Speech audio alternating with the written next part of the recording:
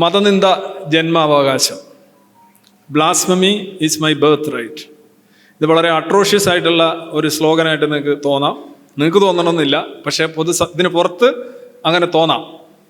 ഇപ്പോൾ മതനിന്ദ എന്ന് പറയുമ്പോൾ എന്തിനാണ് നിന്ദിക്കുന്നത്, ഒന്നിനെയും നിന്ദിക്കാൻ പാടില്ല എന്നൊക്കെ പറഞ്ഞ് ധർമ്മേന്ദ്ര മോഡലിലൊക്കെ കമൻറ്റുകൾ ഇടുന്നവരെയൊക്കെ ഞാൻ കണ്ടു.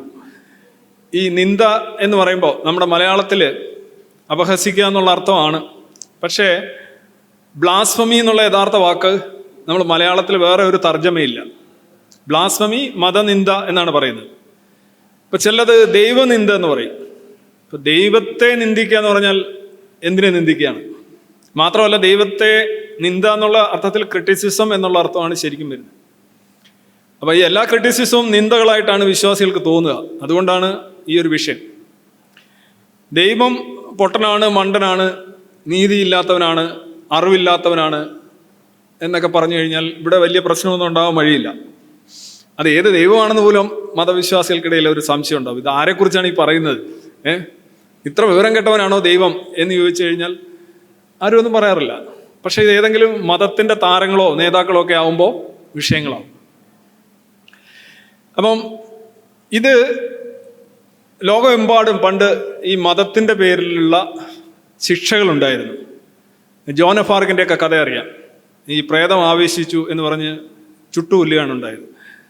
1969 അമേരിക്കയിൽ അവസാനത്തെ ബ്ലാസ്ഫമി പ്രോസിക്യൂഷൻ നടക്കുന്നത്. എന്താണ് ഈ ബ്ലാസ്ഫമി എന്ന് പറഞ്ഞു കഴിഞ്ഞാൽ? മതവികാരം അല്ലെങ്കിൽ മതം സംബന്ധിച്ചുള്ള ഫിഗേഴ്സ് ഇവരെയൊക്കെ വിമർശിക്കുമ്പോൾ വിശ്വാസിക്ക് തോന്നുന്നു അത് തങ്ങളുടെ വികാരം വ്രണപ്പെടുന്നു. ഇത്രയേ ഉള്ളൂ മതനിന്ദ എന്ന് പറഞ്ഞു കഴിഞ്ഞാൽ. അപ്പം ഇപ്പോൾ മുമ്പേ എടുത്തിരുന്ന AI കുറിച്ചൊരു ക്ലാസ്സാണ്. AI അല്ലല്ലോ, സൈബർ ഹാക്കിങ്ങിനെ കുറിച്ച്. അത് വേണമെങ്കിലും മതനിന്ദയായിട്ട് എടുക്കാം. ദൈവമാണ് എല്ലാം നിയന്ത്രിക്കുന്നത്. അവിടെ വെച്ച് വേറൊരു ഹാക്കിങ്ങിനെ കുറിച്ച് സംസാരിച്ചത് എൻ്റെ വികാരത്തെ വ്രണപ്പെട്ടതിനാൽ ഞാൻ കേസ് ഫയൽ ചെയ്യുന്നു എന്ന് പറഞ്ഞു കഴിഞ്ഞാൽ മുമ്പേ സംസാരിച്ച ആൾക്ക് പ്രശ്നമാണ്. അപ്പോൾ നമ്മൾ പറയും അങ്ങനെയൊന്നും ഇല്ലല്ലോ. ഇല്ല, ഈ ഫീൽ ചെയ്യുന്ന ആൾക്ക് എന്ത് തോന്നുന്നു എന്നുള്ളതാണ് വിഷയം. വിചിത്രമായൊരു നിയമമാണ്. ആരെ വേണേലും കെണിയിലാക്കാം, എപ്പോൾ വേണേലും കെണിയിലാക്കാം. അപ്പം എന്താണ് ബ്ലാസ്ഫമി എന്നുള്ള വാക്ക്?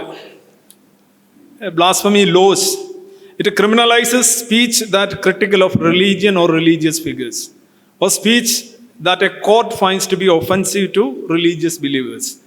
ഒന്നൊരു കോർട്ട് കണ്ടെത്തുന്നു ഇത് റിലീജിയസ് ബിലീഫേഴ്സിന് ഒഫൻസീവ് ആണ്. എന്താണ് ഈ ഒഫൻസീവ് എന്ന് ചോദിക്കുമ്പോൾ എന്തല്ല ഒഫൻസീവ്, എന്ത് വേണേലും ഒഫൻസീവ് ആകാം. ഇപ്പോൾ ഉദാഹരണമായിട്ട് നിങ്ങളെല്ലാം നോയമ്പെടുക്കുന്നു, വേറൊരാൾ നോയമ്പെടുക്കുന്നില്ല. It can be offensive. നിങ്ങൾ അവരുടെ മുന്നിൽ നിന്ന് ആഹാരം കഴിക്കുന്നു, ഇറ്റ് ക്യാൻ ബി ഒഫൻസീവ്. ബ്ലാസ്ഫമിയാണ്. എത്ര വേണേലും വലിച്ചു നീട്ടാവുന്ന ഒരു സാധനമാണ് ഈ ബ്ലാസ്ഫമി എന്ന് പറയുന്ന ഒരു സാധനം. നിർഭാഗ്യവശാൽ ഇന്ത്യയിൽ അതിപ്പോൾ വേറെ ബ്ലാസ്ഫമി നിയമമൊന്നും പറഞ്ഞൊന്നുമില്ല. പക്ഷെ അങ്ങനെയുള്ള നിയമങ്ങൾ BNS-നകത്തുണ്ട്, IPC-ലും ഉണ്ടായിരുന്നു. ഇത് ഇന്റർനാഷണൽ ദിവസങ്ങളൊക്കെ ആചരിക്കുന്ന താല്പര്യമുള്ളവരെ കൊണ്ട് father's day, mother's day, brother's day, like blasphemy day September 30 വരുമ്പോൾ ബ്ലാസ്ഫമി ഡേ ആചരിക്കുക, വെറുതെ ജസ്റ്റ് ഫോർ എ ഹൊറർ, അത്രേ ഉള്ളൂ. ഇത് 2005 ഈ ഡെൻമാർക്കിലെ ജൈലൻ പോസ്റ്റ് എന്ന് പറയുന്ന ഒരു പത്രത്തിൽ മുഹമ്മദിന്റെ കാർട്ടൂണുകൾ പ്രസിദ്ധീകരിച്ച ദിവസമാണ് September 30. അതിനുശേഷം ലോകമെമ്പാടും നടന്ന എന്താണെന്ന് നിങ്ങൾക്കറിയാം. ഇത് 2009 മുതൽ ഇങ്ങനെ ഒരു സംഗതി ഉണ്ട്, ബ്ലാസ്ഫമി ഡേ.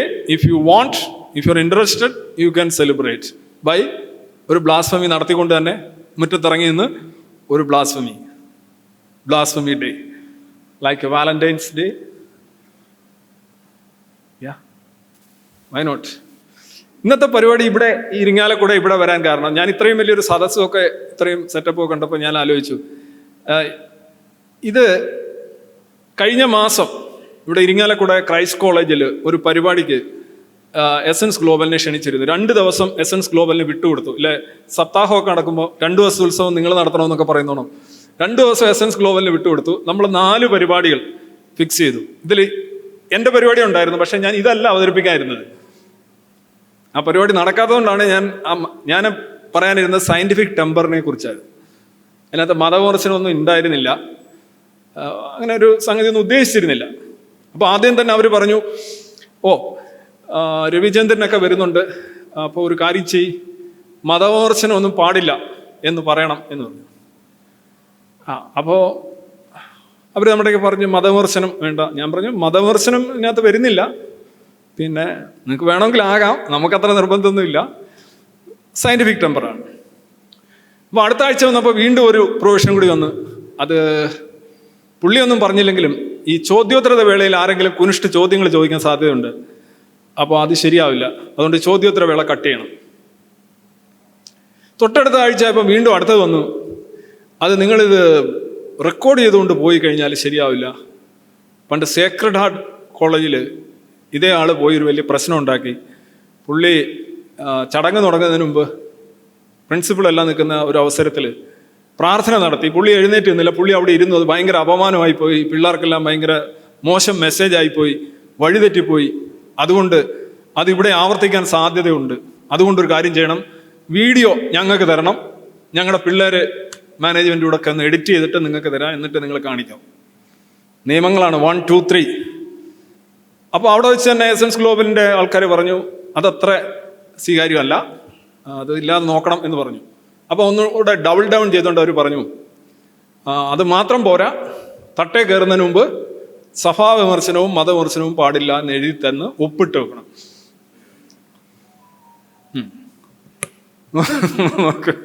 ഇതാണ് രസം, ഒപ്പിട്ട് കൊടുക്കണമെന്ന് ഇതിനോട് കയറുന്നതിന് മുമ്പ്.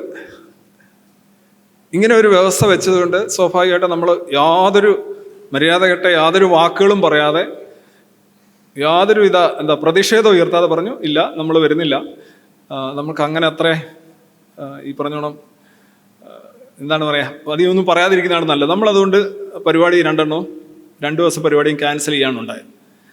അപ്പോൾ ഇതാണ് വിഷയം. അന്ന് ഞാൻ അവതരിപ്പിക്കാനിരുന്ന വിഷയം ഇതായിരുന്നു, വിദ്യാഭ്യാസവും ശാസ്ത്രീയ മനോവൃത്തി. അപ്പോൾ അതിനുശേഷം അടുത്ത ആഴ്ച നമ്മളിത് ക്യാൻസൽ ചെയ്തെന്ന് പറഞ്ഞ ഉടനെ ഇവരുടെ ഇടവക പ്രസിദ്ധീകരണങ്ങളോ TV ചാനലുകളോ ഒക്കെ അങ്ങ് ഭയങ്കരമായിട്ട് ആഞ്ഞു പിടിക്കാൻ തുടങ്ങി. ശാസ്ത്രചിന്തയുടെ മറവിൽ നിരീശ്വരവാദം പ്രചരിപ്പിക്കാൻ കത്തോലിക്ക സ്ഥാപനങ്ങൾ വേദിയാകരുത്. എസൻസ് ഗ്ലോബലിൻ്റെ 10,000 രൂപ ചെലവ് ചെയ്തുണ്ടാക്കിയ ലോഗോയും കൂടെ ഇതിനകത്തെടുത്ത് അടിച്ചു വെച്ചിട്ടുണ്ട്. സെക്രട്ടറി ശ്രദ്ധിച്ചോളുക. എന്താണ്, ക്രൈസ്തവ മാനേജ്മെന്റുകൾ എസൻസ് ഗ്ലോബൽ പോലുള്ള സംഘടനകളെ വെച്ച് കോളേജ് പ്രോഗ്രാമുകൾ നടത്തുമ്പോൾ ജാഗ്രത പുലർത്തുക. എന്തൊരാദിയാണ്, എന്തൊരു ആശങ്കയാണെന്ന് നോക്കുക.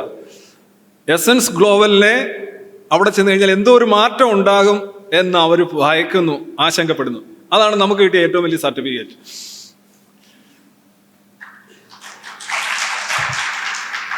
അല്ല, അങ്ങനെയാണല്ലോ, നമ്മളൊരു എന്തോ അവിടെ സംഭവിക്കാൻ പോകുന്നു, കൂടുതലൊന്നും പറയാം. അപ്പോൾ അത് ഒരു റെപ്രസെൻറ്റേറ്റീവായിട്ട് ഒരു അച്ഛൻ്റെ പടമൊക്കെ വെച്ചിട്ടുണ്ട്, ശക്തമായ നിർദ്ദേശങ്ങളുമായി KCBC.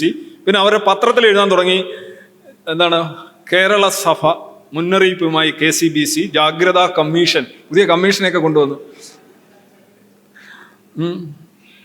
ജാഗ്രത, നിരീശ്വരവാദം പിൻവാതിലൂടെ കത്തോലിക്ക കോളേജിലേക്ക്. പിൻവാതിലൂടെ, മുൻവാതിലൂടെ അല്ല എന്ന് പറഞ്ഞാൽ ശാസ്ത്രം പറയാനാണെന്നും പറഞ്ഞ് വരും, എന്നിട്ട് നിരീശ്വരവാദം പറയും. ഇതാണ്. എന്നിട്ട് വേറെ ഉണ്ട്, കുറേ വീഡിയോസൊക്കെ ഇറങ്ങി, ശാസ്ത്രം അതാണ് ഇതാണ് മറ്റേതാണ്, ഇവർക്ക് എന്ത് ശാസ്ത്രം അറിയാം, ശാസ്ത്രം അറിയുന്നവരെ നിങ്ങൾ വിളിക്കണം, ഇവർ യഥാർത്ഥത്തിൽ നിരീശ്വരവാദമാണ് എന്നൊക്കെ പറയും. നമുക്ക് ആകെ ഇതിനോടെല്ലാം പറയാനുള്ളത് നമ്മുടെ ഇരിങ്ങാലക്കുടക്കാരനായ ഇന്നച്ചൻ മറ്റേ ഏത് സിനിമയാണ്, പൈതൃകവും, അതിനകത്ത് നിന്ന് ആ നിർത്ത, ഇത്രയും കാര്യങ്ങളെക്കുറിച്ച് എനിക്ക് പറയാനുള്ളൂ. ഈ സയൻറ്റിഫിക് ടെമ്പർ എന്ന് പറയല്ലേ, ഈ സയൻസ് പഠിപ്പിക്കാനാണ് നമ്മൾ ചെന്നതെന്നുള്ളത് ഒരു തെറ്റിദ്ധാരണയാണ്.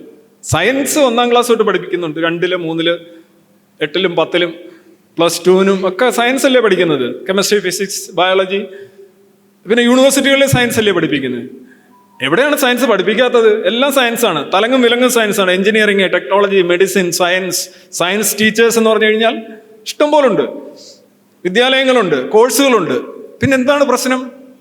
നമ്മൾ സയൻസ് പഠിപ്പിക്കാനാണോ കോളേജ് ചെല്ലുന്നത്? സ്റ്റഡി ഓഫ് സയൻസ് അല്ലെങ്കിൽ നോയിങ് സയൻസ് എന്ന് പറയുന്ന സംഗതി അല്ല നമ്മൾ യഥാർത്ഥത്തിൽ സ്ട്രെസ് ചെയ്യുന്നത്. സയന്റിഫിക് ടെമ്പർ എന്ന ശാസ്ത്രീയമായ മനോവൃത്തി, അല്ലെ ശാസ്ത്രീയ അഭിരുചി. സയൻസിന്റെ രീതിശാസ്ത്രം പിന്തുടർന്ന് ചിന്തിക്കുകയും സംസാരിക്കുകയും പ്രവർത്തിക്കുകയും ചെയ്യുക. Study of science and scientific temper, they are different. Scientific temper is a way of life that involves using scientific methods like questioning, testing, hypothesizing, analyzing and communicating. ഇത് ഒരു സയന്റിഫിക് മെത്തേഡാണ്. അത് വെച്ച് കാര്യങ്ങൾ ചിന്തിക്കുക, ജീവിക്കുക, പറയുക, ഇതാണ് ഉദ്ദേശിക്കുന്നത്. ഇതൊരു റാഷണൽ എൻക്വയറി, അതാണ് എൻ്റെ ഒരു ബേസിക് ആയിട്ടുള്ള സിലബസ്.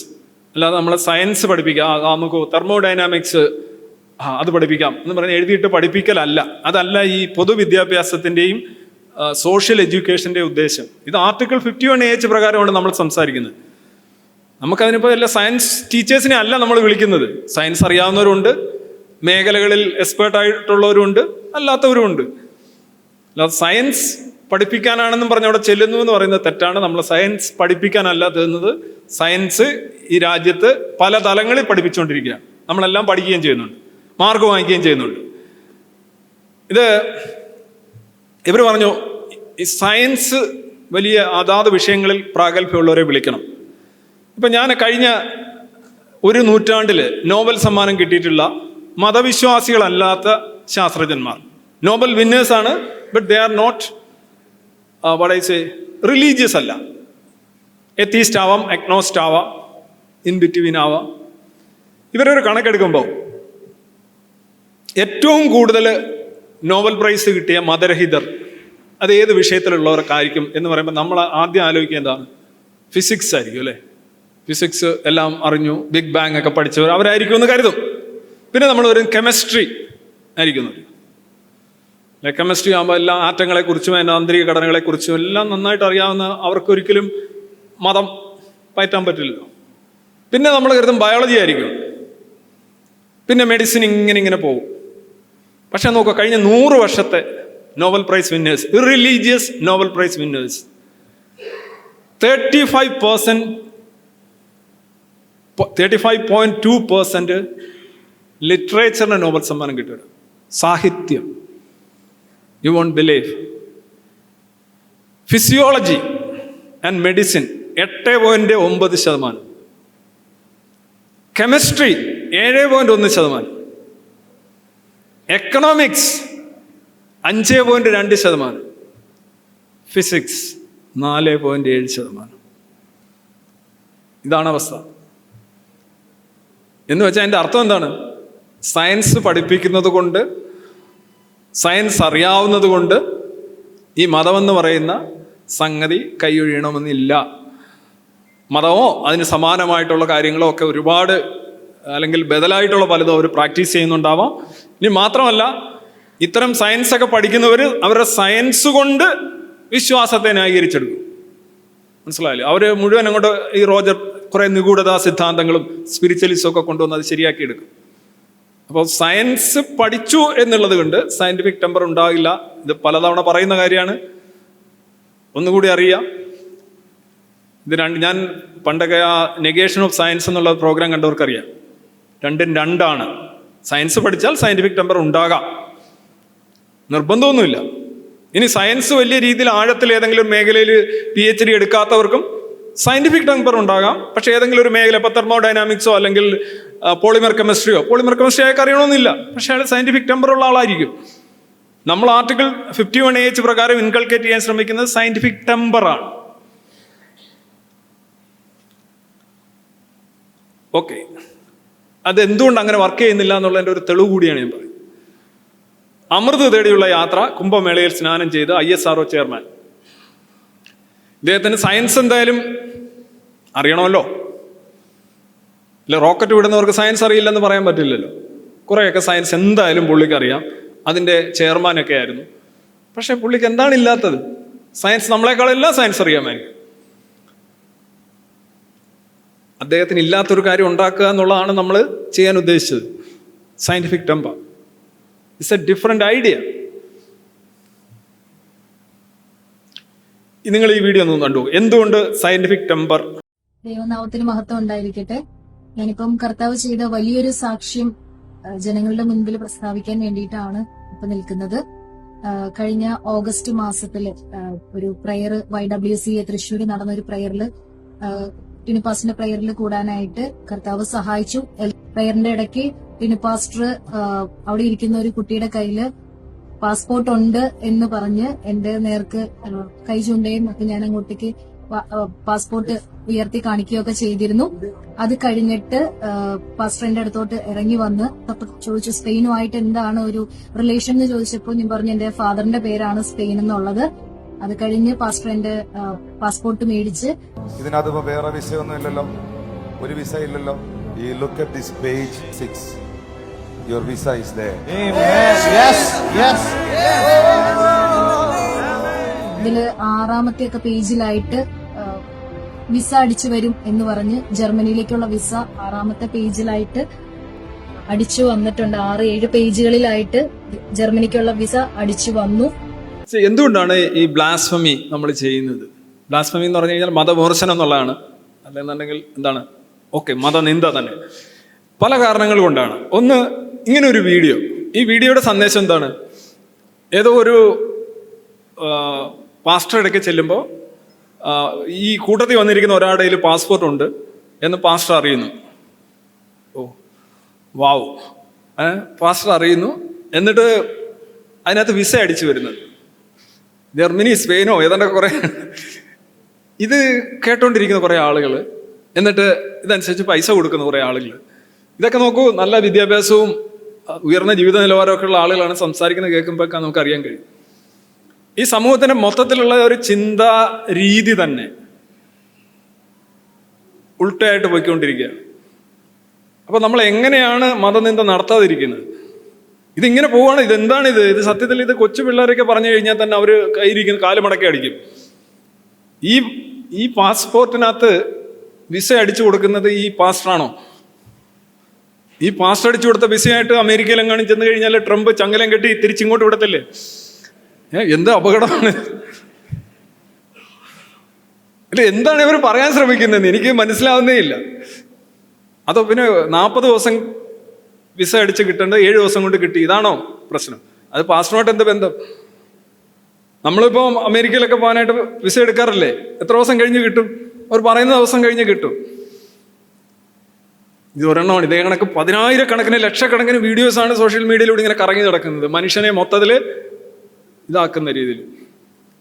അതുകൊണ്ടാണ് നമ്മളിത് സംസാരിക്കുന്നത്. അല്ല, നമ്മൾ സയൻസ് പഠിപ്പിക്കാനല്ല പോകുന്നത്. അവിടെ സയൻസ് അതിൻ്റെ കൂടെ ഉണ്ടാവും.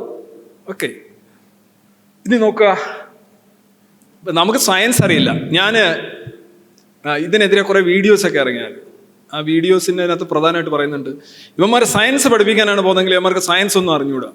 അതിന് കാരണം ബലൂണിൽ സ്പേസിൽ പോകാമെന്ന് രവിചന്ദ്രൻ ഒരിക്കൽ പറഞ്ഞിട്ടുണ്ട്. ഇത് കോഴിക്കോട് ഒരു പരിപാടി നടന്നതാണ്, എനിക്ക് തോന്നുന്നത് മിറാക്കുള 1. അതിനകത്ത് ഞാനിങ്ങനെ ഈ ഹൈഡ്രജൻ ആണ് ആദ്യത്തെ ആറ്റം. അത് ഏറ്റവും ലൈറ്ററാണ്, ഒരു പ്രോട്ടോണും ഇലക്ട്രോണും മാത്രമേ ഉള്ളൂ. അതിനെ പിടിച്ചു നിർത്താനുള്ള ഗുരുത്വം നമ്മുടെ ഭൂമിക്കില്ല. വ്യാഴത്തിലൊക്കെയാണ് മൊത്തം ഹൈഡ്രജനാണ്. അപ്പോൾ അതുകൊണ്ടാണ് ഹൈഡ്രജൻ ബലൂൺ നമ്മൾ വിട്ട് കഴിഞ്ഞാൽ ഉടനെ മുകളിലേക്ക് പോകുന്നത്. അന്തരീക്ഷ മർദ്ദം അതിന് തള്ളി, ബോയൻസി, ആർക്കിമിഡീസ് പ്രിൻസിപ്പിൾ, ഇതൊക്കെ ഇങ്ങനെ ആ രീതിയിലാണ് ഞാൻ പറഞ്ഞുകൊണ്ടിരിക്കുന്നത്. അപ്പോൾ ഞാൻ പറഞ്ഞു, നിങ്ങൾക്ക് വേണമെങ്കിൽ ഒരു ബലൂണിൽ കയറി സ്പേസിൽ പോകാമെന്ന് പറഞ്ഞു. ഇത് കാഷ്വലായിട്ട് പറഞ്ഞാൽ അടുത്ത വേറെ കാര്യമാണ്. ഇത് ഈ സ്പേസ് യാത്രയെക്കുറിച്ചൊന്നും അല്ല സംസാരിക്കുന്നത്. വേറൊരു കാര്യത്തിൽ ഇങ്ങനെ പറഞ്ഞു ഇങ്ങനെ പോകുന്ന വഴിക്ക് കാഷ്വലായിട്ട് നടക്കുന്ന ഒരു റിമാർക്കാണ്. 1-2 വർഷം കഴിയുമ്പം കാണുന്നത് എന്താണ്? സ്പേസിൽ ബലൂണിനകത്ത് പോകാം എന്ന് രവിചന്ദ്രൻ പറഞ്ഞു. ഇയാൾക്ക് എന്ത് സയൻസ് അറിയാം എന്നൊക്കെ പറഞ്ഞു. എത്ര 1000 വീഡിയോസാണ്, തലങ്ങും വിലങ്ങും വീഡിയോസാണ്. നമ്മൾ വിചാരിക്കേ ഇത്രയൊക്കെ ഇല്ല, ചെറിയ പിള്ളേരൊക്കെ ഇല്ലേ, എന്താ പറയുക, കൊച്ചു പിള്ളേരൊക്കെ ഇല്ല, അതൊക്കെ ഇങ്ങനെ പൊക്കിയെടുത്ത് ഇങ്ങനെ കമ്പലിട്ട് എന്ന് പറഞ്ഞ് കൊണ്ട് നടക്കുമല്ലോ. അവർക്കറിയില്ല എന്താ സാധനം. അമ്മാതിരിയുള്ള വീഡിയോസാണ്. അപ്പം ഇതിനകത്ത് എന്താണ് ശരിക്കും പ്രശ്നം? ഈ സ്പേസ് എന്ന് പറഞ്ഞ സംഗതി ഭൂമിയിൽ നിന്ന് എത്ര കിലോമീറ്റർ മുകളിലാണ്? നമുക്കത് 36,000 കിലോമീറ്റർ മുകളിൽ ഭൂസ്ഥിര ഭ്രമണപഥമുണ്ട്. ഇപ്പോൾ ഇന്റർനാഷണൽ സ്പേസ് സ്റ്റേഷൻ 400 മുതൽ 450 കിലോമീറ്റർ വരെ ഉയരത്തിലാണ്. പക്ഷേ നമ്മൾ സ്പേസ് എന്ന് പറയുന്നത് എന്താണ്? സ്പേസ് എന്ന് പറയുന്നത് നമുക്ക് തിയോഡർ വോൺ കാർമൻ എന്ന് പറയുന്ന ഒരു ആസ്ട്രോനോട്ട് ഉണ്ട്. ആസ്ട്രോനോട്ട് അല്ല, ഒരു ആസ്ട്രോഫിസിസ്റ്റ് ഉണ്ട്. പുള്ളിയുടെ ഒരു ലൈനുണ്ട്, പുള്ളിയുടെ പേരിൽ അറിയപ്പെടുന്ന ഒരു ലൈനുണ്ട്, കാർമൻ ലൈൻ എന്നാണ് പറയുന്നത്. അത് ഇവിടെ നിന്ന് 100 കിലോമീറ്റർ പൊക്കമാണ്. ഈ 100 കിലോമീറ്റർ പൊക്കമാണ് ഈ ഫെഡറേഷൻ എയറോനോട്ടിക് ഇന്റർനാഷണൽ എന്ന് പറയുന്ന സ്ഥാപനം, അന്താരാഷ്ട്ര എയറോനോട്ടിക് അസോസിയേഷൻ. അവർ 100 കിലോമീറ്ററാണ് ഇവിടെ നിന്ന് സ്പേസ് ആയിട്ട് എടുക്കുന്നത്. അതേസമയം നാസ 80 കിലോമീറ്ററാണ്. നാസയാണല്ലോ ഏറ്റവും കൂടുതൽ പര്യവേഷണം നടന്നത്. 80 കിലോമീറ്റർ പൊക്കത്തിൽ സ്പേസ് ആണെന്ന് അവർ പറയുന്നത്. ഹൈഡ്രജനും ഹീലിയവും ഒക്കെ നിറച്ച ബലൂണുകൾ മാക്സിമം 53 കിലോമീറ്റർ വരെ പൊക്കത്തിൽ പോയിട്ടുണ്ട്. 53 കിലോമീറ്റർ വരെ പൊക്കത്തിൽ. സ്പേസ് എന്ന് പറഞ്ഞാൽ ഇതാണ് അതിൻ്റെ ഒരു സ്പേസ് എന്ന് പറഞ്ഞുകൊണ്ട് നമ്മൾ ഉദ്ദേശിക്കുന്നത്. ഇപ്പോൾ ഒരു മോളിക്യൂള് കഴിഞ്ഞാൽ ചിലപ്പം അടുത്ത മോളിക്യൂൾ 1 കിലോമീറ്റർ കഴിഞ്ഞായിരിക്കും ഈ ഒരു ഹൈറ്റിലൊക്കെ, ഒരു 100 കിലോമീറ്റർ എന്നൊക്കെ പറയും. പക്ഷെ അവിടെ എയർ ഉണ്ട്. എയർ പൂർണ്ണമായിട്ട് ഇല്ലാതാവണമെങ്കിൽ നമ്മൾ പതിനായിരക്കണക്കിന് കിലോമീറ്ററുകൾ അപ്പുറം പോകണം, നമ്മുടെ അന്തരീക്ഷവായു. അപ്പം ഇത് വളരെ വ്യക്തമാണ്. ഈ 53 കിലോമീറ്റർ വരെ പൊക്കത്തിൽ ബലൂൺ പോകുന്നു, ഹീലിയം ബലൂൺ പോകുന്നു എന്ന് പറഞ്ഞു കഴിഞ്ഞാൽ അതൊക്കെ സ്പേസ് ആയിട്ടാണ് പല ഡിഫറെൻറ്റ് പർപ്പസിന് ഉപയോഗിക്കുന്നത്. നാസ ഉപയോഗിക്കുന്നതാണോ അല്ല മറ്റുള്ളവർ ഉപയോഗിക്കുന്നത് അതേപോലെ അല്ല. ഇത് നിങ്ങൾ കാണുന്നു, സ്പേസ് ബലൂൺ ഫ്ലൈറ്റ് 2025 പരസ്യം കൊടുത്തിരിക്കുകയാണ്. ഹൈഡ്രജൻ ബലൂണിലോ ഹീലിയം ബലൂണിലോ നിങ്ങൾ ഡിഫറെൻറ്റ് ഹൈറ്റ്സിൽ പോവുക. 35 കിലോമീറ്റേഴ്സ് ആയിരിക്കും, 40 കിലോമീറ്റേഴ്സ് ആയിരിക്കും, നിങ്ങളെ കൊണ്ടുപോവുകയാണ്. അവർ സ്പേസ് എന്ന് തന്നെ എഴുതിയിരിക്കുന്നു. Space balloon, space in balloon, trip to space in balloon, ഇതൊക്കെ തന്നെയാണ് ആ വാക്ക് ഉപയോഗിക്കുന്നത്. അപ്പം ഞാൻ പറഞ്ഞത് ലിറ്ററലി ശരിയാണ്, ഫിഗറേറ്റീവ്ലി ശരിയാണ്, കണ്ടന്റ് വൈസും ശരിയാണ്. പക്ഷേ ഇത് ആണ് പ്രചരിപ്പിക്കുന്നത്. ഇവർ വിചാരിക്കുന്നത് ഈ റോക്കറ്റിനകത്ത് മൂണിലൊക്കെ പോകുന്നത് അതേപോലെ അല്ലല്ലോ ബലൂൺ എന്നുള്ള അർത്ഥത്തിലാണ്. ബലൂൺ സ്പേസ് എന്ന് തന്നെ പറയുന്നത്, സ്പേസ് ഒഡീസി തന്നെയാണിത്. പക്ഷെ ഇതൊന്നും അല്ല ഞാൻ അവിടെ പറഞ്ഞു. ഞാനിപ്പോൾ കാഷ്വലായിട്ട് ഹൈഡ്രജൻ വളരെ ലൈറ്റാണ്, വ്യാഴത്തിന് ഹൈഡ്രജൻ പിടിച്ചു നിർത്താൻ കഴിയും, ഭൂമിക്ക് കഴിയില്ല, അതുകൊണ്ടാണ് വ്യാഴത്തിൽ നിറയെ ഹൈഡ്രജൻ എന്ന് പറയാനായിട്ട് പറഞ്ഞൊരു പാസിംഗ് റിമാർക്ക് എടുത്തുകൊണ്ടാണ്. ഇതേപോലെയാണ് ഞാൻ ഒരു സൈൻ പറഞ്ഞതേ ഉള്ളൂ. ഇതേപോലെ തന്നെയാണ് എല്ലാം. എന്തുകൊണ്ട് ബ്ലാസ്ഫമി നടത്തുന്നു എന്നുള്ളതിന് വേറൊരു തെളിവ് കൂടി ഞാൻ പറയും. ഈ ഒരു വാർത്ത ഞാൻ പണ്ട് ഒരിക്കൽ സൂചിപ്പിച്ചാണ്. ജോലി കിട്ടിയതിന് പിന്നാലെ യുവാവ് ട്രെയിനിന്റെ മുന്നിൽ ചാടി ആത്മഹത്യ ചെയ്തു. താൻ ആഗ്രഹിച്ച പോലെ ജോലി ലഭിച്ചാൽ തൻ്റെ ജീവിതം ദൈവത്തിനായി സമർപ്പിക്കാമെന്ന് ഇയാൾ നേർച്ച നൽകിയിരുന്നു. ഇതാണ് വിഷയം. ഇത് 2020 വന്ന വാർത്തയാണ്. അതായത് ജോലി കിട്ടാനായിട്ട് നേർച്ച കൊടുക്കുന്നു. എന്താണ്? ജോലി കിട്ടിക്കഴിഞ്ഞാൽ ജീവിതം അവസാനിപ്പിക്കാമെന്ന്. ഇപ്പം നമ്മുടെ സമൂഹം ഇപ്പം ഇത് നന്നായി പഠിക്കുന്ന മനുഷ്യനാണല്ലോ, നല്ല വിദ്യാഭ്യാസമുള്ള ആളാണല്ലോ, സയൻസും പഠിച്ചിട്ടുണ്ടാവും, ഹാക്കിങ്ങും ഒക്കെ അറിയുന്ന ആളായിരിക്കും ചിലപ്പോൾ. പക്ഷെ പുള്ളിയുടെ നേർച്ച എന്താണ്? ജോലി കിട്ടിക്കഴിഞ്ഞാൽ. ഇവരോടാണ് നമുക്ക് ഈ ബ്ലാസ്ഫമി ആവശ്യമായിട്ട് വരുന്നത്. അത് യൂണിവേഴ്സിറ്റികളിലെ സയൻസ് ക്ലാസ്സിൽ നിന്ന് കിട്ടില്ല. നമ്മൾ സയൻസ് ഉപയോഗിക്കുന്നുണ്ട്, പക്ഷെ നമ്മുടെ ഉദ്ദേശം എന്ന് പറഞ്ഞു കഴിഞ്ഞാൽ മനുഷ്യൻ ചിന്തിക്കുന്ന രീതി മാറ്റുക, റാഷണലായി ചിന്തിക്കുക, ഹ്യൂമെയിനായിട്ട് ചിന്തിക്കുക, ലോജിക്കലായിട്ട് ചിന്തിക്കുക, അവൻ്റെ ചിന്താരീതിയും പ്രവർത്തന രീതിയും സയൻറ്റിഫിക് ആകുക. ഇതിനാണ് നമ്മൾ ശ്രമിക്കുന്നത്. അതാണ് ആർട്ടിക്കിൾ 51H നമ്മളോട് പറയുന്നത്. നമ്മുടെ ഡ്യൂട്ടിയാണിത്. ചിലർ ചെയ്യുന്നില്ല, നമ്മൾ ചെയ്യുന്നു. That's A difference. അതിന് ഈ കത്തോലിക്ക മാനേജ്മെന്റ് എന്താ പറഞ്ഞത്? നിരീശ്വരവാദം എന്ന മാലിന്യത്തെ പുറത്താക്കിയ കത്തോലിക്ക ബിഷപ്പിന് ആശംസകൾ. ഓരോ വീഡിയോസാണ്. ആശംസകൾ എന്ന് പറഞ്ഞാൽ ബലൂൺ ഇങ്ങനെ പോകുന്നു, വീഡിയോ. നിരീശ്വരവാദം എന്ന മാലിന്യം. കച്ചവടം നടക്കാത്തതിൻ്റെ ഒരു ചുരുക്കാണ് കേട്ടോ. നാളെ വരുമ്പോൾ ആളുകൾ ചോദ്യം ചോദിക്കും, ഇതെങ്ങനെ സംഭവിക്കും, വൈ, ഹൗ, WHO ക്വസ്റ്റ്യൻസ് ഒക്കെ എടുത്ത് അങ്ങോട്ട് വീശും. അപ്പം അത് നടക്കാത്തതിൻ്റെ ഒരു ചെറിയ പ്രശ്നം. ആരെങ്കിലും സ്വന്തം തൊഴിലുറപ്പ് പദ്ധതി നശിക്കാൻ ആഗ്രഹിക്കും. അതുകൊണ്ടാണ് അവർ എഴുതുന്നതും ഈ പറയുന്ന പ്രശ്നം. യഥാർത്ഥത്തിൽ നമ്മൾ അങ്ങനെയൊന്നും പറയാൻ ഉദ്ദേശിച്ചിരുന്നില്ല അവിടെ. പിന്നെ സഭയ്ക്കെതിരെ പറയുന്നത് ഏത് സഭയെന്ന് പോലും എനിക്കറിയില്ല. സഭയെന്ന് പറയുമ്പോൾ തന്നെ 400-450 സഭകളുണ്ട്. ഇതെല്ലാം കൂടെ പഠിച്ചു വരണമെങ്കിൽ പിന്നെ ഒരുമാതിരി പറഞ്ഞ ഒരു ജീവിതം തന്നെ അതിനു വേണ്ടി കളയണം എന്നുള്ള അവസ്ഥയാണ്. അവിടെയാണ് സഭയ്ക്ക് ഈ വാർത്ത ഞാൻ വായിച്ച സത്യത്തിൽ നമ്മൾ ആരുടെ കൂടെയൊക്കെയാണ് ജീവിക്കുന്നത് എന്ന് ചിന്തിച്ചു. താൻ ആഗ്രഹിച്ചതുപോലെ ജോലി ലഭിച്ചാൽ തൻ്റെ ജീവൻ ദൈവത്തിനായി സമർപ്പിക്കാമെന്ന് ഇയാൾ നേർച്ച നൽകിയിരുന്നു. വൈകാതെ ബാങ്ക് ഓഫ് ഇന്ത്യയുടെ മുംബൈ ബ്രാഞ്ചിൽ യുവാവിന് ജോലി കിട്ടി. തമാശയല്ലേ ഇത്? ഈ സമൂഹത്തിൽ നമ്മൾ ബ്ലാസ്ഫമി നടത്തണ്ടേ? നിങ്ങൾ തന്നെ ഒന്ന് ചിന്തിക്കൂ. ഈ മതം എന്ന് പറയുന്ന സംഗതി വെറും മതം മാത്രമല്ല, മതാത്മകതയാണ്. അത് ഈ അർഗുല രാഷ്ട്രീയം മുതൽ ഈ ഗംഗാചലം വരെ ഉണ്ട്. എന്തുകൊണ്ട് മതനിന്ദ അല്ലെങ്കിൽ ബ്ലാസ്ഫമി, മതനിന്ദ എന്നുള്ള മലയാളം വാക്കാതേ ഉള്ളൂ, വേറെ വാക്കുമല്ലോ ഉണ്ട് കൊണ്ടുപോവാ. ചില പറയാം നിന്ദ വേണമെന്നല്ലോ, നിന്ദ വേണോ, ഒന്നിനെ നിന്ദിക്കാൻ പാടില്ലല്ലോ. നിന്ദ എന്ന് പറഞ്ഞാൽ വിമർശനം എന്നുള്ള അർത്ഥമാണ് കേട്ടോ, അല്ലാതെ കയറി മറ്റേ തെറി പറയലല്ല. ഇത് തന്നെ ഇപ്പോൾ അടുത്തൊരു ന്യൂസ് കൂടെ ഞാൻ പറയുകയാണ്. എന്തുകൊണ്ട് സയന്റിഫിക് ടെമ്പർ വേണമെന്ന് പറയാം. മൈക്ക് സെറ്റ് ഓഫാക്കാൻ പറഞ്ഞതിന് SIക്ക് DYFI പ്രവർത്തകരുടെ മർദ്ദനം, കാളിയ മർദ്ദനം.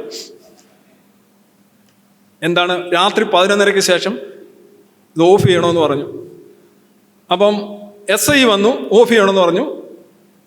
DYFI പറഞ്ഞു അത് പറ്റില്ലെന്ന് പറഞ്ഞു. അപ്പം റാങ്ക് കൂടി ആർക്കാ? അടി കൊടുത്തു വിട്ടു. ഇതെന്താ വിഷയം? ഞാൻ ഈ ശബ്ദം സംബന്ധിച്ച് തൃശ്ശൂർക്കാരാണല്ലോ, തൃശ്ശൂർ വന്നു തന്നെയാണ് സംസാരിക്കുന്നത്. ഈ പൂരം എന്ന് പറയുന്നൊരു സാധനമുണ്ട്. 2 ക്രൈംസ് ആണ്, സോഷ്യൽ ക്രൈംസ് ആണ്. ഒന്ന്, ആന, ഒരു ജീവിയെ, ഒരു വന്യജീവിയെ പക്ക പീഡനമാണ്, വേറെ ഒന്നുമില്ല. PP.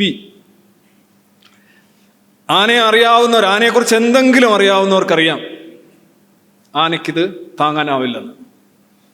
മനുഷ്യരുടെ ഇടയിൽ കൊണ്ടുവന്ന് നിങ്ങളൊരു ബോംബ് കൊണ്ടുവെക്കുന്നതാണോ ഒരു ആനയെ ഇതെല്ലാം കൂടെ കെട്ടിക്കൊണ്ടുവന്ന് വെക്കുന്നത്? പ്രത്യേകിച്ച് ചൂടടിക്കുന്ന ഈ കാലത്ത് 10-ൽ 2 ആനകൾക്ക് അവരിടയുകയാണ്. 10-ൽ 2. ഈ 20% ചിലരെ കൊല്ലും, ചിലർ ഓടിയിട്ട് കാലിന്റെ ഡിസ്ക് തെറ്റും, തലയിടിച്ച് വീഴും, പേടിക്കും. അതിന്റെ മേളിൽ ഇരുന്ന് കുറെ ആൾക്കാരുണ്ടല്ലോ, 3-4 പേര്. അവൻ 2 കാര്യങ്ങൾ കാണും. നരകം ആദ്യം കാണും, എങ്ങനെങ്കിലും താഴെ വീഴുമ്പോൾ അവൻ വരും, ഇതാണ് സ്വർഗം, ഇത് തന്നെയാണ് സ്വർഗം. എന്തിനാണ് ഈ ആവിയും ചൂടും കൊണ്ട് പൊരിയുന്ന മനുഷ്യരുടെ ഇടയിലേക്ക്, അത് എത്ര പോലും താങ്ങാൻ കഴിയാത്ത, കുളമ്പ് പോലും ഇല്ലാത്ത ഈ ജീവിയെ വെച്ചുകൊണ്ട് നിങ്ങൾ ഇങ്ങനെ ക്രൂരത കാണിക്കുന്നു? ഇത് ഈ ഉത്സവത്തിന് വരാത്തവർക്കും പ്രശ്നമുണ്ട്. ഞാൻ പണ്ടൊരിക്കൽ ബൈക്കുമായിട്ട് പോയിരുന്നല്ലോ, ഞാൻ PSC ജോലി ചെയ്യുന്ന കാലഘട്ടത്തിൽ ബൈക്കുമായിട്ട് പോകുന്ന കാലത്ത് ഞാൻ അങ്ങോട്ട് പോകുമ്പോൾ കുറെ ആളുകളെല്ലാം ഇങ്ങോട്ട് ഓടുവരുന്നു, ആന വരണ്ടെന്ന് പറഞ്ഞു ഉത്സവത്തിന്. ഞാൻ ബൈക്ക് തിരിച്ച് ഇതിലേക്കൂടെ കൊണ്ടുപോയി ഒരു വഴി, ഒരു വെട്ടുവഴിയിലൊക്കെ ഇറങ്ങി കുറേ ഞാൻ പോയിട്ട് അതൊരു വയലിലാണ് ചെന്ന് കയറിയത്. അത് എനിക്ക് പിന്നെ തിരിച്ചു വരാനായിട്ട് മണിക്കൂറുകൾ എടുക്കേണ്ടി വന്നു. ഞാൻ അതിനകത്ത് അഫക്റ്റഡ് പാർട്ടിയല്ല, പക്ഷെ ആളുകൾ ഓടുകയാണ്. പിന്നെ മറ്റൊന്നാണ്,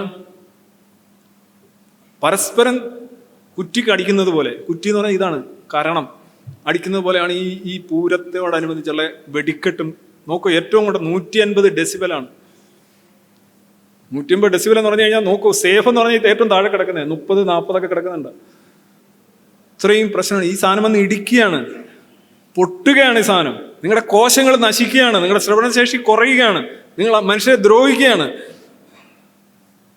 ഇത് പറഞ്ഞു കൊടുത്തു കഴിഞ്ഞാൽ മനസ്സിലാവണ്ടേ? ഈ DYFIക്കാരെന്ന് പറയുന്നവനോ യൂത്ത് കോൺഗ്രസ്സുകാരെന്ന് പറയുന്നവനോ അവർക്ക് കാര്യം പറഞ്ഞു കൊടുക്കുക. ഇത് ഇങ്ങനെയാണ്, നിങ്ങൾ സയൻസ് പഠിച്ചിട്ടുണ്ടാവും, പക്ഷെ നിങ്ങൾ ഇതുകൂടെ മനസ്സിലാക്കൂ. നിങ്ങൾ സാമൂഹ്യ ദ്രോഹം ചെയ്യുന്നു, അതേസമയം നിങ്ങൾ സ്വയം നശിപ്പിക്കുന്നു, സ്വയം ദ്രോഹിക്കുന്നു, മറ്റുള്ളവരെ ദ്രോഹിക്കുന്നു. ഇത് പറയണ്ടേ? അതുകൊണ്ടാണ് ഈ മതനിന്ദ ആവശ്യമായിട്ട് വരുന്നത്. അതുപോലെ തന്നെ ഈ കറുത്തവനും വെളുത്തവനും ഒക്കെ തമ്മിലുള്ള പ്രശ്നം ഏറ്റവും വലിയ, ഞാൻ പണ്ടേ പറയുന്നൊരു കാര്യമാണ്. കേരളത്തിൽ കഴിഞ്ഞ 10 വർഷമായിട്ട് അല്ലെ 12 വർഷമായിട്ട് ഞാൻ പറയുകയാണ്, എന്തുകൊണ്ടാണ് നിങ്ങളുടെ സ്കിൻ കറുത്തിരിക്കുന്നത് എന്ന് ചോദിച്ചു കഴിഞ്ഞാൽ നിങ്ങളുടെ സ്കിന്നിലെ മെലാനിൻ്റെ പ്രസൻസ് ആണ്. മെലനോസൈറ്റ് കോശങ്ങൾ മെലാനിൻ ബൂട്ട് ചെയ്യുമ്പോൾ നിങ്ങളുടെ സ്കിൻ ഡാർക്കർ ആവും. അത് നിങ്ങൾ ഭൂമധ്യരേഖാ പ്രദേശത്താണെങ്കിൽ നിങ്ങളുടെ ത്വക്ക് ഡാർക്കർ ആയിരിക്കും. ധ്രുവങ്ങളിലേക്ക് പോകുമ്പോൾ സൺലൈറ്റിൻ്റെ അവൈലബിലിറ്റി കുറവായിരിക്കും, അത് പെയിലായിരിക്കും, അല്ലെന്നുണ്ടെങ്കിൽ വൈറ്റ് ആയിരിക്കും, മെലാനിൻ തീരെ ഉണ്ടാവില്ല, പുരുകം വരെ നരച്ചിരിക്കും. അതുകൊണ്ട് പ്രത്യേകിച്ച് ഗുണമോ ദോഷമോ ഒന്നും, അത് ആ ഒരു അവസ്ഥയ്ക്ക് അനുസരിച്ചുള്ള ഒരു അനുകൂലനമായിട്ട് വരുന്നതാണ്. ഇത് പറയാൻ സയൻസിനെ പറ്റും. ഈ കറുത്തവനെ അടിമയായിട്ട് വെക്കുകയും വർണ്ണവിവേചനവും റേഷ്യൽ മെന്റാലിറ്റിയൊക്കെ വരാൻ കാരണം എന്താണ്? സയൻസ് അറിയാം, സയൻസ് പഠിച്ചിട്ടുണ്ടാവും, പക്ഷെ ആ ഒരു സയന്റിഫിക് ടെമ്പറോട് കൂടി സമൂഹത്തെ വിലയിരുത്താൻ കഴിയുന്നില്ല. ഞാനൊരു പുതിയ ന്യൂസ് പറയാം. ഞങ്ങൾ ഈ ന്യൂസിനെ കുറിച്ച് പറയാറുണ്ട്. Most Europeans may have had dark skin until less than 3000 years ago. ഏതാണ്ട് 63% വരുന്ന മനുഷ്യർക്കും 348 പേരുടെ DNA എടുത്ത് പരിശോധിച്ചാണ്. അവരെന്താണ് 1700-നും 45,000-നും ഇടയ്ക്ക് വർഷം ജീവിച്ചിരുന്നവരാണ്. 1700-നും 45,000-നും ഇടയ്ക്ക് അത്തരം കാലഘട്ടത്തിൽ ജീവിച്ചിരുന്ന 378 മനുഷ്യരുടെ DNA എടുത്ത് പരിശോധിച്ചപ്പോൾ അതിൽ 63% ബ്ലാക്കാണ്. യൂറോപ്യൻസിന്റെ കാര്യമാണ് പറയുന്നത്. ഈ ട്രംപും ബൈഡനും ഒക്കെ വരുന്ന റൂട്ട് അതാണ്. ട്രംപ് ഒരു ജർമ്മൻകാരനാണ്, ബൈഡൻ ഉള്ളത് ഐറിഷാണ്, ട്രംപിൽ സ്കോട്ടിഷാണ്, ഇതെല്ലാം യൂറോപ്പാണ്. അവരെ കറുപ്പായിരുന്നു അവരെ നിറം. 45,000 വർഷത്തിന് മുന്നേ 63% അവിടെ സംഭവിച്ച മാറ്റം വളരെ വ്യക്തമാണ്. ഇത് സയൻസ് പറയുമ്പോൾ നമ്മുടെ ഉള്ളിലുള്ള ഈ വർണ്ണവ്യത്യാസങ്ങൾ ഉരുകിപ്പോകും, അലിഞ്ഞു പോകും. അതുകൊണ്ടാണ് നമ്മൾ ബ്ലാസ്ഫമി നടത്തുന്നത്. ഇനി ഈ ബ്ലാസ്ഫമിയെ കുറിച്ചുള്ള നിയമങ്ങൾ ഒന്ന് അറിഞ്ഞിരിക്കണം. മതനിന്ദ നടത്തിയാൽ എന്തൊക്കെയാണ്? IPC എന്ന് പറഞ്ഞൊരു സംഗതി ഉണ്ടായിരുന്നു, അത് മാറ്റിയിട്ട് ഇപ്പം BNS ആണ്, ഭാരതീയ ന്യായ സംഹിത. ഇതില് ഇത്രയും നിയമങ്ങളാണ്. ഞാൻ ഒരു 5 മിനിറ്റ് കൊണ്ട് ചുരുക്കി പറയാം. 298 വകുപ്പ്, injuring or defiling place of worship with intent to insult the religion of any class. ഏതെങ്കിലും ഒരു റിലീജിയൻ അല്ലെങ്കിൽ വിശ്വാസ സ്ഥാപനത്തെ അല്ലെങ്കിൽ ആരാധനാലയത്തെ മലിനപ്പെടുത്തുക. ഇപ്പൊ കൊണ്ടുവന്ന് കാളത്തല കൊണ്ടുവന്ന് ക്ഷേത്രത്തിന് മുന്നിൽ വെക്കുക, ഇതൊക്കെ അതിനകത്ത് വരും. ഇത് ചെയ്യുന്ന കുറ്റമാണ്, ഞാൻ സമ്മതിച്ചു. ഇത് നമ്മളാരും ചെയ്യാൻ പോകുന്നില്ല. ഒരു വർഷിപ്പ് പ്ലേസിനെ മലിനപ്പെടുത്താനോ നശിപ്പിക്കാനോ നമ്മളാരും പോകാറില്ല. അതുകൊണ്ട് 298 നമുക്ക് ബാധകമല്ല, നമ്മളാരും ചെയ്യാറില്ല, നമ്മളതല്ല ചെയ്യുന്നത്. ഇനി 299, deliberate and malicious acts intend to outrage religious feelings of any class by insulting its religion or religious beliefs. ഇതാണ് ഡേഞ്ചറസ്. 299, ഏതെങ്കിലും ഒരു വിഭാഗത്തിന്റെ മതവിശ്വാസങ്ങളെയോ മതത്തെയോ ഇൻസൾട്ട് ചെയ്യുക, നമ്മൾ വിമർശിക്കുക. നമ്മൾ പറയും ഞാൻ വിമർശിക്കുകയായിരുന്നു, അല്ലടാ അത് ഇൻസൾട്ടാണ്, കേറകത്ത്. ആരാണ് കുറ്റം നിശ്ചയിക്കുന്നത്? ഫീൽ ചെയ്യുന്നവനാണ്. നമ്മൾ പറയാം അതൊരു ക്രിറ്റിസിസം അല്ലേ? അല്ല, എനിക്കത് ഇൻസൾട്ടായിട്ട് തോന്നി, അപ്പൊ അത് കുറ്റമായി കഴിഞ്ഞു. ഇത് ഭയങ്കര ഡ്രാക്കോണിയൻ ആയിട്ടുള്ള നിയമമാണിത്. ഇതാണ് 299 എന്ന് പറയുന്നത്. ഇത് നോൺ ബെയിലബിൾ ആണ്, 3 വർഷത്തെ ശിക്ഷയാണ്. നോൺ ബെയിലബിൾ എന്ന് പറഞ്ഞാൽ അറിയാമല്ലോ. ഓക്കെ, ബെയിൽ കിട്ടില്ല എന്നല്ല, പോലീസ് സ്റ്റേഷനിൽ നിന്ന് ബെയിൽ കിട്ടില്ല. ഇനി 300 ഉണ്ട്, ഡിസ്റ്റർബിങ് റിലീജിയസ് അസംബ്ലി. ഇപ്പോൾ ഉദാഹരണമായിട്ട് പെന്തക്കോസ്റ്റുകളെല്ലാം കൂടെ ഇങ്ങനെ കൊതുവിനെ അടിച്ചു കൊല്ലുന്ന ഒരു മീറ്റിംഗ് നടത്തുന്നു ഇരിക്കട്ടെ, അവർ മുനിസിപ്പാലിറ്റിയെ സഹായിക്കുന്നു. അപ്പോൾ നമ്മളത് ചെന്നിട്ട് അലങ്കോലപ്പെടുത്തുന്നു എന്നിരിക്കട്ടെ, അത് മോശമല്ലേ?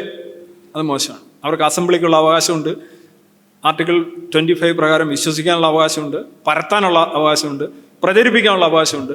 അപ്പോൾ അതൊരു കുറ്റമാണ്. അത് പോട്ടെ, അത് നമ്മൾ സമ്മതിച്ചു. അല്ലെന്നുണ്ടെങ്കിൽ അവരിവിടെ വന്ന് പ്രശ്നം ഉണ്ടാക്കില്ലേ? ഏത് not the point Sajith Lal. അപ്പം അങ്ങോട്ടും ഇങ്ങോട്ടും വേണ്ട, നിങ്ങൾ നിങ്ങളുടെ കാര്യം പറയുക, നമ്മൾ നമ്മുടെ കാര്യം പറയാം. അപ്പം 300 ഓക്കെയാണ്. 301, ട്രസ്പാസിങ് ബറിയൽ പ്ലേസസ്. ഈ ശവദാഹം നടക്കുന്ന സ്ഥലങ്ങളിൽ സെമിത്തേരികളിലൊക്കെ പോയി കുത്തിക്കളയ്ക്കാനൊന്നും പോരുത്.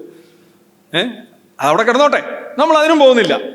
അപ്പൊ 301 പോയി. ഇനി 302, അതാണ് ശ്രദ്ധിക്കൂ. Uttering words with a deliberate intent to wound religious feelings of any person. ഏതെങ്കിലും ഒരു വ്യക്തിയുടെ മതവികാരം വ്രണപ്പെടുന്ന രീതിയിൽ വാക്കുകൾ ഉച്ചരിക്കുക. മനസ്സിലായോ? ഇത് യഥാർത്ഥത്തിൽ ആവശ്യമില്ല. ഈ 299 നിൽക്കുന്നേ ഉള്ളൂ. പണ്ടൊരു വകുപ്പുണ്ടായിരുന്നു 153 എന്ന് പറഞ്ഞു. അതെന്തുവായിരുന്നറിയോ? അത് നമ്മുടെ ഈ ഇതുണ്ടല്ലേ, സരിത നായരല്ലല്ലോ, ഇപ്പോൾ ഒരു അതിന് ശേഷം വന്ന സ്വപ്ന സുരേഷിനെതിരെ ചുമത്തിയതാണ്. ഇതറിയോ? Wantonly giving provocation with intent to cause riot if rioting be committed if not committed. അതായത് 2 വിഭാഗങ്ങൾക്കിടയിൽ സ്പർദ്ധയും ലഹളയും ഉണ്ടാക്കണം എന്നുള്ള ലക്ഷ്യത്തോടെ പ്രവർത്തിക്കുക, പറയുക, സംസാരിക്കുക, ഡാഷ് ഡാഷ് ഡാഷ്. അതായിരുന്നു അവരുടെ കുറ്റം. മനസ്സിലായില്ല? 153. അപ്പൊ ഈ കുറ്റമാണ്. ഇതും ഇതാണ് സമൂഹത്തിൽ ബ്രിട്ടീഷുകാർ പണ്ട് കൊണ്ടുവന്ന കാര്യം. ഈ ഹിന്ദുക്കളും മുസ്ലിങ്ങളും തമ്മിൽ അടിക്കുന്നു, പരസ്പരം പുസ്തകങ്ങൾ ഇറക്കുന്നു. ഒരാൾ സീതയെ ആക്ഷേപിക്കുന്നു, മറ്റൊരാൾ മുഹമ്മദിനെ ആക്ഷേപിക്കുന്നു, സീതയെ ആക്ഷേപിക്കുന്നു, മുഹമ്മദിനെ ആക്ഷേപിക്കുന്നു, പാല് കാച്ച്, അങ്ങനെ ആ രീതിയിൽ അങ്ങ് പോവുക കാര്യങ്ങൾ. അപ്പോൾ കൊണ്ടുവന്ന ബ്രിട്ടീഷുകാർ രണ്ടുപേരും ഇത് ചെയ്യാൻ പാടില്ല, ക്രമസമാധാനം പാലിക്കണം, അങ്ങനെ കൊണ്ടുവന്നാണ് ഈ 153 എന്നുള്ളത്. ഈ 153 എന്നുള്ളത് 192 ഇവിടെ കൊണ്ടുവന്നിട്ടുണ്ട്, BNS കൊണ്ടുവന്നിട്ടുണ്ട്. ഇവിടെ രസമുള്ളത്, ഈ വകുപ്പ് ഏറ്റവും കൂടുതൽ എടുത്ത് ഉപയോഗിക്കുന്നത് നമുക്കെതിരെയാണ്. രണ്ട് വിഭാഗങ്ങൾ തമ്മിൽ സ്പർദ്ധയും ലഹളയും ഉണ്ടാക്കാൻ എങ്ങനെയാണ് മതവിമർശനം കാരണമാകുന്നത്? യഥാർത്ഥത്തിൽ അങ്ങനെയാണെങ്കിൽ ഓരോ സമ്മേളനങ്ങളും പരമത വിമർശനങ്ങളാണ്, മറ്റുള്ളവർക്കെതിരെയുള്ളതാണ്. ഒരു പുസ്തകം എടുത്താൽ, ഇപ്പൊ ഖുർആൻ എടുത്ത് നോക്കുക, ഖുർആൻ എടുത്ത് നോക്കിക്കഴിഞ്ഞാൽ ഈ വകുപ്പ് രാവിലെ തൊട്ട് വൈകുന്നേരം വരെ ഈ വകുപ്പ് ഇടാനേ നിവൃത്തിയുള്ളൂ. അതിനകത്ത് മൊത്തം അതാണുള്ളത്. ഇത് വായിച്ചു കഴിഞ്ഞാൽ തന്നെ ആളുകൾക്ക് പിരിവിരാന്ന് വരും, പേടി വരും, ദേഷ്യം വരും, എല്ലാം വരും. ഈ 192 അവിടെ ബാധകമാണ്. പക്ഷേ യഥാർത്ഥത്തിൽ ഇത് ഉപയോഗിക്കുന്നത് പരസ്പരമല്ല, അവിശ്വാസികൾക്കെതിരെയാണ്. നിങ്ങളൊന്ന് ആലോചിച്ച് നോക്കുക, 2 തരം ബ്രാൻഡ് മദ്യം കഴിക്കുന്നവര്,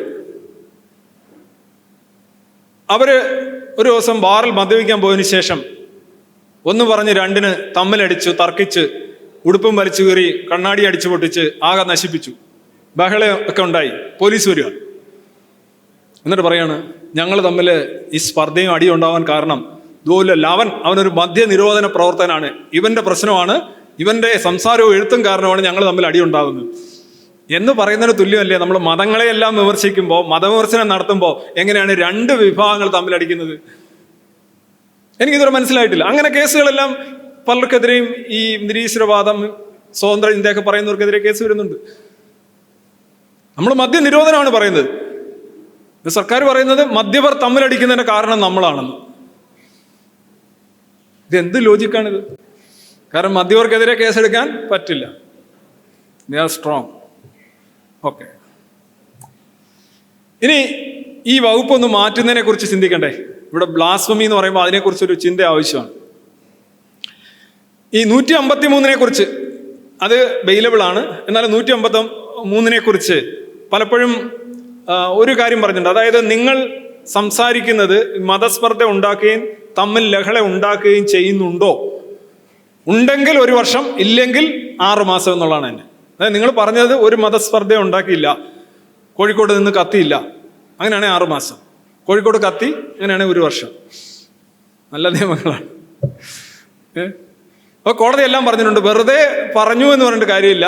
അത് ഫേസ്ബുക്കിൽ ഒരെണ്ണം എഴുതുക, ആരും മൈൻഡ് ചെയ്യുന്നില്ല, ഒരുത്തം പൊക്കി എടുത്തോണ്ടില്ല. ഈ കോടതി വിധികളെല്ലാം തന്നെ നോക്കൂ.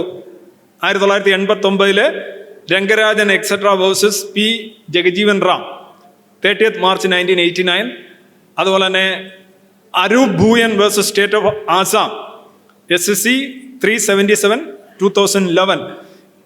അതുപോലെ തന്നെ superintendent central prison Fateh Nagar versus Ram Manohar Lohia. ഇവിടെ എല്ലാം പറയുന്നൊരു കാര്യം, നിങ്ങളൊരു കാര്യം ചെയ്യുകയോ പറയുകയോ ചെയ്തു കഴിഞ്ഞാൽ അതുമൂലം ഒരു ലഹള ഉണ്ടായിട്ടുണ്ടോ? ഉണ്ടായിട്ടുണ്ടെങ്കിൽ നിങ്ങൾക്ക് 1 വർഷം, ഉണ്ടായിട്ടില്ലെങ്കിൽ 6 മാസം. ഇതാണ് ഈ ഇപ്പോഴത്തെ ഈ 192 എന്ന് പറയുന്നത്. പഴയ 153 ഇനി ഈ വകുപ്പാണ് യഥാർത്ഥ കിങ് വകുപ്പ്. ഞാൻ സൂചിപ്പിച്ചു 299. Imprison for 3 years, fine or both, cognizable offence ആണ്, നോൺ ബെയിലബിൾ ആണ്, ട്രയബിൾ ബൈ എനി മജിസ്ട്രേറ്റ് ആണ്. ഇത് എത്രയേ ഉള്ളൂ? Spoken or written by signs or visible representation. Cartoon വരച്ചാലും മതി, ഒരു പടം വരച്ച് വെച്ചാലും മതി. നിങ്ങളെ അറസ്റ്റ് ചെയ്തിട്ട് ആര് സെന്റിമെന്റ്സ് ഹർട്ട് ചെയ്തെന്ന് പറഞ്ഞു. ഈ ഒരു നിയമം ഇത് മാറ്റാൻ ശ്രമിച്ചു കഴിഞ്ഞാൽ നമ്മളിത് എങ്ങനെ മാറ്റും? വലിയൊരു പ്രശ്നമുണ്ട് ഇതിനകത്ത്. ഇന്നത്തെ അവസ്ഥ എന്താണ്? ഈ 295A അല്ലെങ്കിൽ ഇപ്പൊ പറയുന്ന 299 അങ്ങനെ പഠിച്ചു വെക്കുന്ന എളുപ്പം. BNS 299. ഇത് 1957 റാംലാൽ മോഡി എന്ന് പറയുന്ന ഒരാള്, പുള്ളി ഒരു മാഗസിൻ നടത്തുമായിരുന്നു, ഗോരക്ഷ എന്ന് പറഞ്ഞൊരു മാഗസിൻ നടത്തുമായിരുന്നു. പുള്ളി ഒരു പരാമർശം നടത്തി, അത് റിലീജിയസ് സെന്റിമെന്റ്സിനെ ഹർട്ട് ചെയ്തു എന്ന് പറഞ്ഞ് പരാതി വന്നു. പുള്ളി സുപ്രീം കോടതി ചെന്ന് പറഞ്ഞു, എനിക്ക് ആർട്ടിക്കിൾ 19(1)A, അതായത് അഭിപ്രായ സ്വാതന്ത്ര്യം, എൻ്റെ വ്യൂസ് വ്യക്തമാക്കാനുള്ള സ്വാതന്ത്ര്യം എനിക്കുണ്ട്. Free speech, freedom of speech, freedom of expression. അത് പ്രകാരം ഇതൊരു കുറ്റമല്ല, എന്നെ അതിനകത്തുനിന്ന് ഒഴിവാക്കണമെന്ന് പുള്ളി വാദിച്ചപ്പോൾ ഈ 1957 5-അംഗ ജഡ്ജ്, ശ്രദ്ധിച്ചു വെക്കണം, 57 5-അംഗ ജഡ്ജ് അവർ പറഞ്ഞതെന്ന് വെച്ച് കഴിഞ്ഞാൽ, നിങ്ങൾ ആർട്ടിക്കിൾ 19 പറയുന്നു അഭിപ്രായ സ്വാതന്ത്ര്യം, പക്ഷെ അതിനകത്തൊരു ക്ലോസ് ഉണ്ട്. എന്താ പറയുക? റീസണബിൾ റെസ്ട്രിക്ഷൻസ് ബാധകമാണ്. നിങ്ങൾക്ക് വായി തോന്നണം എന്തും പറയാൻ പറ്റില്ല. ആ റീസണബിൾ റെസ്ട്രിക്ഷൻസിന്റെ പരിധിയിൽ നിങ്ങൾ ഈ പറഞ്ഞതിനെ ക്രിമിനലൈസ് ചെയ്യാം എന്ന് പറഞ്ഞ് 1957 5-അംഗ ഡിവിഷൻ ബെഞ്ച് വിധിച്ചു വെച്ചിരിക്കുക. 57. ഇനി ഇത് മാറ്റണമെങ്കിൽ ഗവൺമെന്റ് നിയമം കൊണ്ടുവരാം. ഗവൺമെന്റിന് ഇത് എടുത്തു കളയാം. ഗവൺമെന്റുകളൊന്നും ചെയ്യില്ല. കാര്യം ഇതെല്ലാം മത അധിഷ്ഠിത ഗവൺമെന്റുകൾ, മതത്തെ പ്രീണിപ്പിക്കുന്ന ഗവൺമെന്റുകൾ. എന്തൊക്കെ മാറ്റിയാലും ഇത് അവർ മാറ്റത്തില്ല. ഇനി കോർട്ടിലൂടെ നമുക്ക് എങ്ങനെ മാറ്റാം? അപ്പൊ എസൻസ് ഗ്ലോബൽ പോവുകയാണ്, ഇത് മാറ്റണം. സന്തോഷ് സെക്രട്ടറി ആയതിനു ശേഷം ഒരു തീരുമാനം എടുത്തു, ഈ ഒരു ഡെമോക്ലിസ് സോഡ് ഞാൻ എടുത്ത് മാറ്റും, അല്ലെങ്കിൽ അതിന് പ്രകടനം തുടങ്ങി വെക്കും എന്ന് തീരുമാനിക്കുകയാണ്. എസൻസ് ഗ്ലോബലിന് സാധിക്കുമോ? Let us see. ആദ്യം എന്ത് ചെയ്യണം? നിങ്ങൾ സുപ്രീം കോടതി പോകണം. ഒരു 2-അംഗ ബെഞ്ചിന്റെ മുന്നിൽ ഇത് ഫയൽ ചെയ്യണം.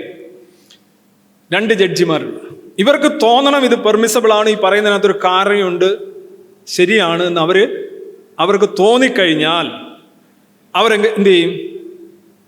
ഒരു 5-അംഗ ബെഞ്ചിന് ഇത് വിടും. ഇനി 5-അംഗ ബെഞ്ച് കോൺസ്റ്റിറ്റ്യൂട്ട് ചെയ്യണം.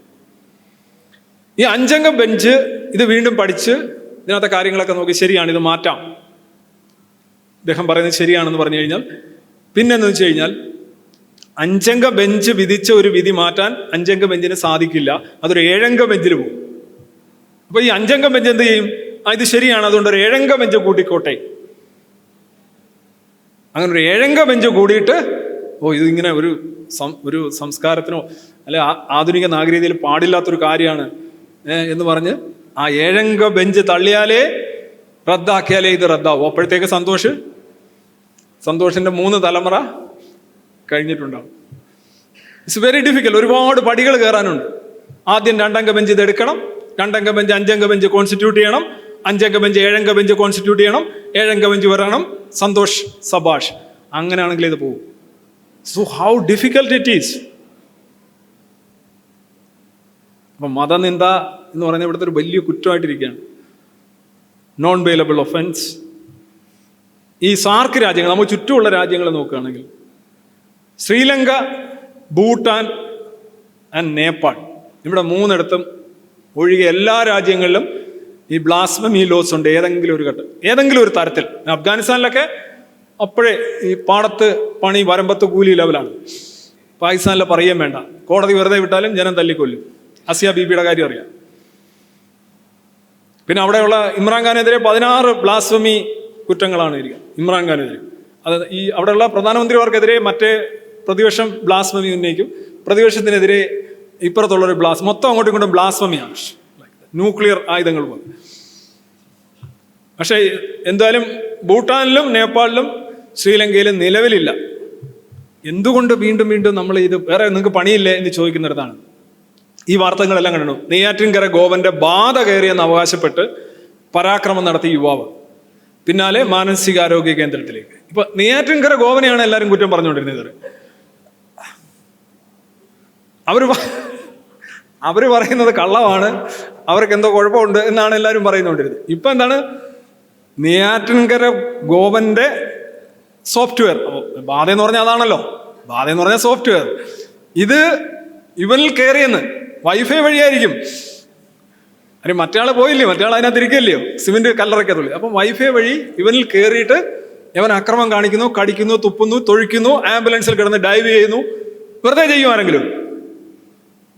വെറുതെ അങ്ങനെ ചെയ്യില്ല എന്നുള്ള മനുഷ്യർ ചിന്തിച്ചുകൊണ്ടാണ് ഈ മതങ്ങളെല്ലാം ഉണ്ടായത്. പക്ഷെ ഇപ്പൊ അവനൊരു പരിഹാസ കഥാപാത്രമാണ്. പക്ഷെ ഇവനൊരു 1400-1500 വർഷത്തിന് മുമ്പായിരുന്നെങ്കിൽ അവനൊരു പ്രവാചകനാവേണ്ടതാണ്.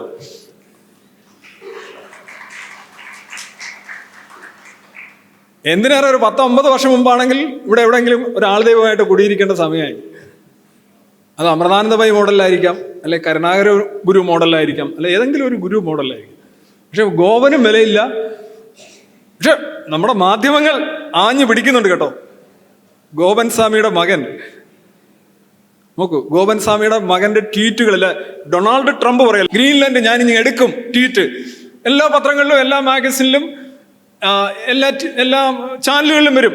അതിനകത്തൊരു കാര്യമുണ്ട്, ഇന്റർനാഷണൽ ഉണ്ട് അല്ലെ പറയുന്നു. സെലൻസ്കി അവിടെയുള്ള റെയർ എർത്ത് മൂലകങ്ങളും മിനറൽ റിസോഴ്സസും എല്ലാം കൂടെ അതിന്റെ പകുതി അമേരിക്കയ്ക്ക് തരൂ എന്ന് ട്രംപ്, നമ്മൾ GTയും എല്ലാം വരും. അതിനേക്കാൾ ആവേശത്തോടെയാണ് ഇദ്ദേഹത്തിന്റെ പ്രസ്താവനകൾ ഇവർ ദിവസം പ്രതി ലൈവായിട്ട് ഇദ്ദേഹത്തെ കിണ്ടിയിട്ട് കുലുക്കുന്നതൊക്കെ ലൈവായിട്ട് കാണിക്കാണ്. അതായത് ഇതൊരു സംഗതിയായിട്ട് വളർത്തിയെടുത്തുകൊണ്ട് വരിക. അച്ഛൻ ഗോപൻ സ്വാമി അല്ല, ദൈവമാണ് സത്യം, അല്ലെങ്കിൽ പിന്നെ ദൈവമില്ല. ഗോപൻ സ്വാമി ദൈവം അല്ലെങ്കിൽ ദൈവമില്ല, ഉറപ്പല്ലേ? ഏതെങ്കിലും അതെ. ഒരുപാട് തീർത്ഥാടകർ ഇവിടെ വരുന്നുണ്ട്, കൊതുകുകളായിരിക്കും. ഭഗവാൻ എന്താണോ നിശ്ചയിക്കുന്നത് അത് നടന്നിരിക്കും. അത് എളുപ്പമാണ്. എന്താണോ നടക്കുന്നത് അത് ഭഗവാൻ നിശ്ചയിച്ച. ആള് വന്നോ, ഭഗവാൻ നിശ്ചയിച്ചു. ആളില്ലേ, അതാണ് ഭഗവാന്റെ നിശ്ചയം. ഇടയ്ക്ക് ഒരാൾ വന്നോ, അതാണ് നിശ്ചയം. നിങ്ങൾ ശ്രദ്ധിച്ചിട്ടുണ്ടോ ഇതിനകത്ത് ഓരോരോ കാര്യം? എങ്ങനെയായാലും ഇത് നാല് കാലിൽ തന്നെ ആയിരിക്കും. ഭയങ്കര ശക്തിയുള്ള സ്ഥലമായി ഇത് മാറി. ഇനി ലിംഗപ്രതിഷ്ഠയുണ്ട്. ആരാണ്? Donald J Trump. ഇത് ആവേശത്തോടെ ഈ പത്രങ്ങൾ, മനോരമയും മാതൃഭൂമിയും കഴിഞ്ഞേ ഉള്ളൂ ഇക്കാര്യത്തിന്. വേറെ ഒരു ലൈവായിട്ട് കൊടുക്കുന്നു, പ്രസ്താവനകൾ കൊടുക്കുന്നു, വേറെയൊക്കെ ഉണ്ട്. ഇന്നലെ അതിന്റെ കൂടെ ഞാൻ കണ്ടാണ്, സുരേഷ് ഗോപി 2 പശുക്കളെ തരും. ഗോപന്റെ സമാധി ഉപജീവന മാർഗമല്ല, നെയ്യാറ്റിൻകര ഗോപന്റെ കുടുംബം. അല്ല, ഇവരുടെ സത്യത്തിൽ എനിക്ക് വളരെ സന്തോഷമുള്ളത്, ഈ അമൃതാനന്ദമയുടെ കാലഘട്ടത്തിലൊക്കെ ഇതേ കണക്ക് നാട്ടുകാർ ചില പ്രതിരോധങ്ങളൊക്കെ നടത്തുകയും പിടിച്ചു കെട്ടിയിടുകയും അടിക്കുകയും ആക്ഷേപിക്കുകയും ഒക്കെ ചെയ്തിരുന്നു. പക്ഷേ ഏതോ ഒരു ഘട്ടത്തിൽ അവർക്ക് അതിനെയെല്ലാം അതിജീവിച്ചുകൊണ്ട് വളർന്നിട്ട് ഇന്ന് ഈ ലെവലിൽ എൻട്രഞ്ച്ഡ് കണ്ടീഷനിലാവാൻ കഴിഞ്ഞു എന്നുള്ളത് ഈ സമൂഹത്തിൻ്റെ അധപ്പതനം തന്നെയാണ് സൂചിപ്പിക്കുന്നത്. പക്ഷേ ഇപ്പോൾ ഈ സോഷ്യൽ മീഡിയ ഉള്ളത് കൊണ്ട് കുറേ കൂടെ കാര്യങ്ങളും ആശയങ്ങളും ഇങ്ങനെ എന്താണ് ഈ പുതിയ തലമുറയിൽ വ്യാപരിക്കുന്നത് കൊണ്ടും അവരിതിനെ കണ്ടമാനം ട്രോളുന്നുണ്ട്, കളിയാക്കുന്നുണ്ട്. മനസ്സിലായില്ലേ? ഇപ്പൊ ഇതിന്റെ വീഡിയോയുടെ അടിയിൽ എല്ലാവരും എഴുതുന്നത് എന്താണ്? പണിക്ക് പോടാ എന്നുള്ള ആ ഒരു കമന്റാണ് ഏറ്റവും കൂടുതൽ വരുന്നത്. അല്ല, അങ്ങനെ പറയാൻ കഴിയുന്നു. അപ്പൊ ഞാൻ നിങ്ങളോട് ചോദിക്കുന്നത്, ബ്ലാസ്ഫമി ഇവിടെ നടത്തണോ വേണ്ടേ? ഇമാതിരി സാധനങ്ങളൊക്കെ ഇവിടെ അല്ലെങ്കിൽ വീണ്ടും വീണ്ടും കയറി വരും. ഇതിപ്പോ കാണുമ്പോൾ അറ്റ്ലീസ്റ്റ് പരസ്പരം അങ്ങോട്ടും ഇങ്ങോട്ടും എങ്കിലും ട്രോളുന്നുണ്ട് ആളുകൾ. ഇവിടെ മതാടിസ്ഥാനത്തെങ്കിലും ട്രോളുന്നുണ്ട്. അങ്ങനെയായാലും മതി. സമൂഹത്തിൽ ഒരുപാട് വെളിച്ചം കൊണ്ടുവരും. അതുകൊണ്ടാണ് നമ്മളിത് ചെയ്യുന്നത്. അത് ചെയ്യാനുള്ള അവകാശം നമുക്കുണ്ട്. ഈ മതത്തിൻ്റെ ഒരു പ്രശ്നം, സയൻസിൻ്റെ ഇപ്പോൾ നിരീശ്വരവാദം കണ്ടീഷണലായിട്ടൊരു കാര്യമാണ്. നിരീശ്വരവാദം പറയേണ്ട കാര്യമൊന്നുമില്ല. മതം ഇല്ലെങ്കിൽ, വിശ്വാസം ഇല്ലെങ്കിൽ എന്തിനാ നിരീശ്വരവാദം? അങ്ങനെ ഒരു വാദമോ അങ്ങനെ ഒരു ആവശ്യമില്ല. നിങ്ങളത് പറയുന്നതുകൊണ്ടാണ്, അതായത് നിങ്ങൾ ചങ്ങല കൊണ്ടുവരുന്നതുകൊണ്ടാണ് അത് മുറിക്കണം എന്ന് പറയുന്നത്. ഇത് ലിബറേഷനാണ്. ലിബറേഷൻ എപ്പോഴും എന്താണ് ഉദ്ദേശിക്കുന്നത്? തടവാണ്. മതം എന്ന് പറയുന്നത് തടവാണ്, ഒരു ചങ്ങലയാണ്. അത് മുറിക്കുന്നതാണ്. അല്ലാതെ ഇതൊരു ഡോക്മയോ ഒരു രാഷ്ട്രീയമോ ഒന്നുമല്ല. അല്ലെ, മുറിക്കാൻ അയാളെ തന്നെ സഹായിക്കുന്നു. ഒന്നുമില്ലെന്ന് അയാളെ തന്നെ മനസ്സിലാക്കുന്നു. അത് ഒരു ലിബറേഷൻ പ്രോസസ്സാണ്, അതൊരു എഡ്യൂക്കേഷൻ പ്രോസസ്സാണ്. അത് വളരെ പ്രധാനമാണ്. അത് സയൻസ് മനസ്സിലാക്കുന്ന കാര്യത്തിലും മതം മനസ്സിലാക്കുന്ന കാര്യത്തിലും അടിസ്ഥാനപരമായ ചിന്തകളാണ്. ഉദാഹരണമായിട്ട് നമ്മൾ ഈ ഒട്ടക പക്ഷി തല പൂഴ്ത്തിയിരിക്കുന്നു എന്ന് നമ്മൾ പറയാറുണ്ട്. അത് ലിറ്ററേച്ചറിലൊക്കെ പറയാറുണ്ട്. ഓസ്ട്രിച്ചിൻ ആറ്റിറ്റ്യൂഡ് എന്ന് പറയുന്നത്, ബറിയിങ് ഹെഡ്, മണലിനടിയിൽ തല പൂഴ്ത്തിയിരിക്കുന്നു, ഒന്നും അറിയുന്നില്ല യാഥാർത്ഥ്യം. ഇപ്പൊ ഇത് മതം പറയാറുണ്ട്. ഈ ദൈവത്തെ കാണുന്നില്ല, ദൈവം ഇല്ലെന്ന് പറയുന്നു എന്ന് പറയുന്നവരാണ് നിരീശ്വരവാദികൾ എന്ന് പറയാറുണ്ട്. അയ്യോ, അതെന്ത്ര തെറ്റ്! നേരെ തിരിച്ചാണ്. ദൈവത്തെ കണ്ടു കഴിഞ്ഞാൽ അപ്പോഴേ അവനെ നെയ്യാറ്റിൻകര ഗോപൻ എന്ന് പറഞ്ഞ് ട്രോളും. ദൈവമായിട്ട് ആരെങ്കിലും ഒരാൾ വന്നു കഴിഞ്ഞാൽ അപ്പോഴേ നമ്മളതിലെ പൊക്കും, ഉറപ്പായിട്ടും. ഒരു യക്ഷിയെന്നോ ഒക്കെ പറഞ്ഞ് ആരെ വന്നു കഴിഞ്ഞാലും നമ്മൾ പൊക്കും. നമ്മൾ അവരെ അപ്പോഴേ ബഹുമാനിക്കും. ഓക്കെ, ആളിനെ കാണിച്ചാൽ നമ്മൾ എടുക്കില്ല. ആളിനെ കാണിച്ചാൽ എടുക്കുന്ന എവരാണെന്നേ? ദൈവം മുന്നിൽ വന്നു നിന്ന ദൈവത്തെ കാണുന്നില്ല. ദൈവം കണ്ടാൽ അംഗീകരിക്കും, കണ്ടാൽ ഒട്ടും അംഗീകരിക്കത്തില്ല. കേട്ടാൽ ഒട്ടും അംഗീകരിക്കത്തില്ല. അതാ ഇന്നാൾ ഒരാൾ ദൈവം തന്നോട് സംസാരിച്ചു എന്ന് പറഞ്ഞ ഒരാൾ വന്നിരുന്നു.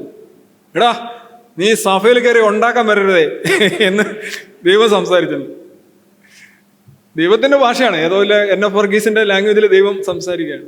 ഞാൻ എൻ്റെ എക്സാക്ട് ഡയലോഗ് ഓർക്കുന്നില്ല. അപ്പൊ ഇതൊന്നും നമ്മൾ വിശ്വസിക്കത്തില്ല. നമ്മൾ കാണുന്നതും കേൾക്കുന്നതും വിശ്വസിക്കുന്നവരല്ല.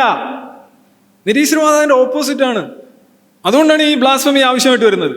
സാധാരണ ജനങ്ങളെല്ലാം കാണല് കേൾക്കല്, നിങ്ങൾക്ക് എന്താണ് മേക്ക് ബിലീവിങ് വിശ്വസിക്കുന്നവരാണ്. നമ്മൾ അങ്ങനെയല്ല, നേരെ തിരിച്ചാണ്.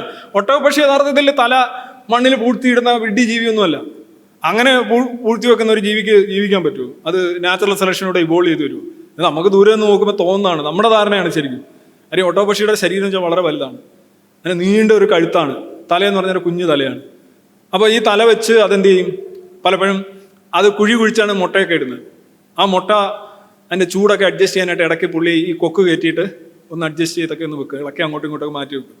അല്ലെന്നുണ്ടെങ്കിൽ വല്ല ചെതലോ പുറ്റോ ഒക്കെ ആഹാരം ആ കുഴിയിലേക്ക് ബീക്കൊന്ന് കയറ്റും.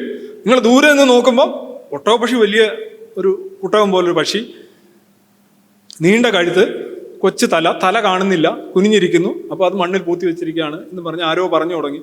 ഇത് പിന്നെ ഒരു ഫ്രൈസായിട്ട് മാറി. ഇതാണ് സംഗതി. അല്ലാതെ മണ്ണിൽ തല പൂഴ്ത്തി വെച്ച് അതിന് ശ്വസിക്കണ്ടേ? ഒട്ടകപ്പക്ഷിയെ പോലെ മണ്ണിൽ തല പൂഴ്ത്തി വെച്ചിരിക്കുന്നു.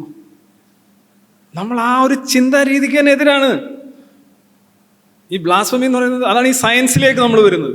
കാണുന്നതും കേൾക്കുന്നതും ഒന്നും നിജമല്ല.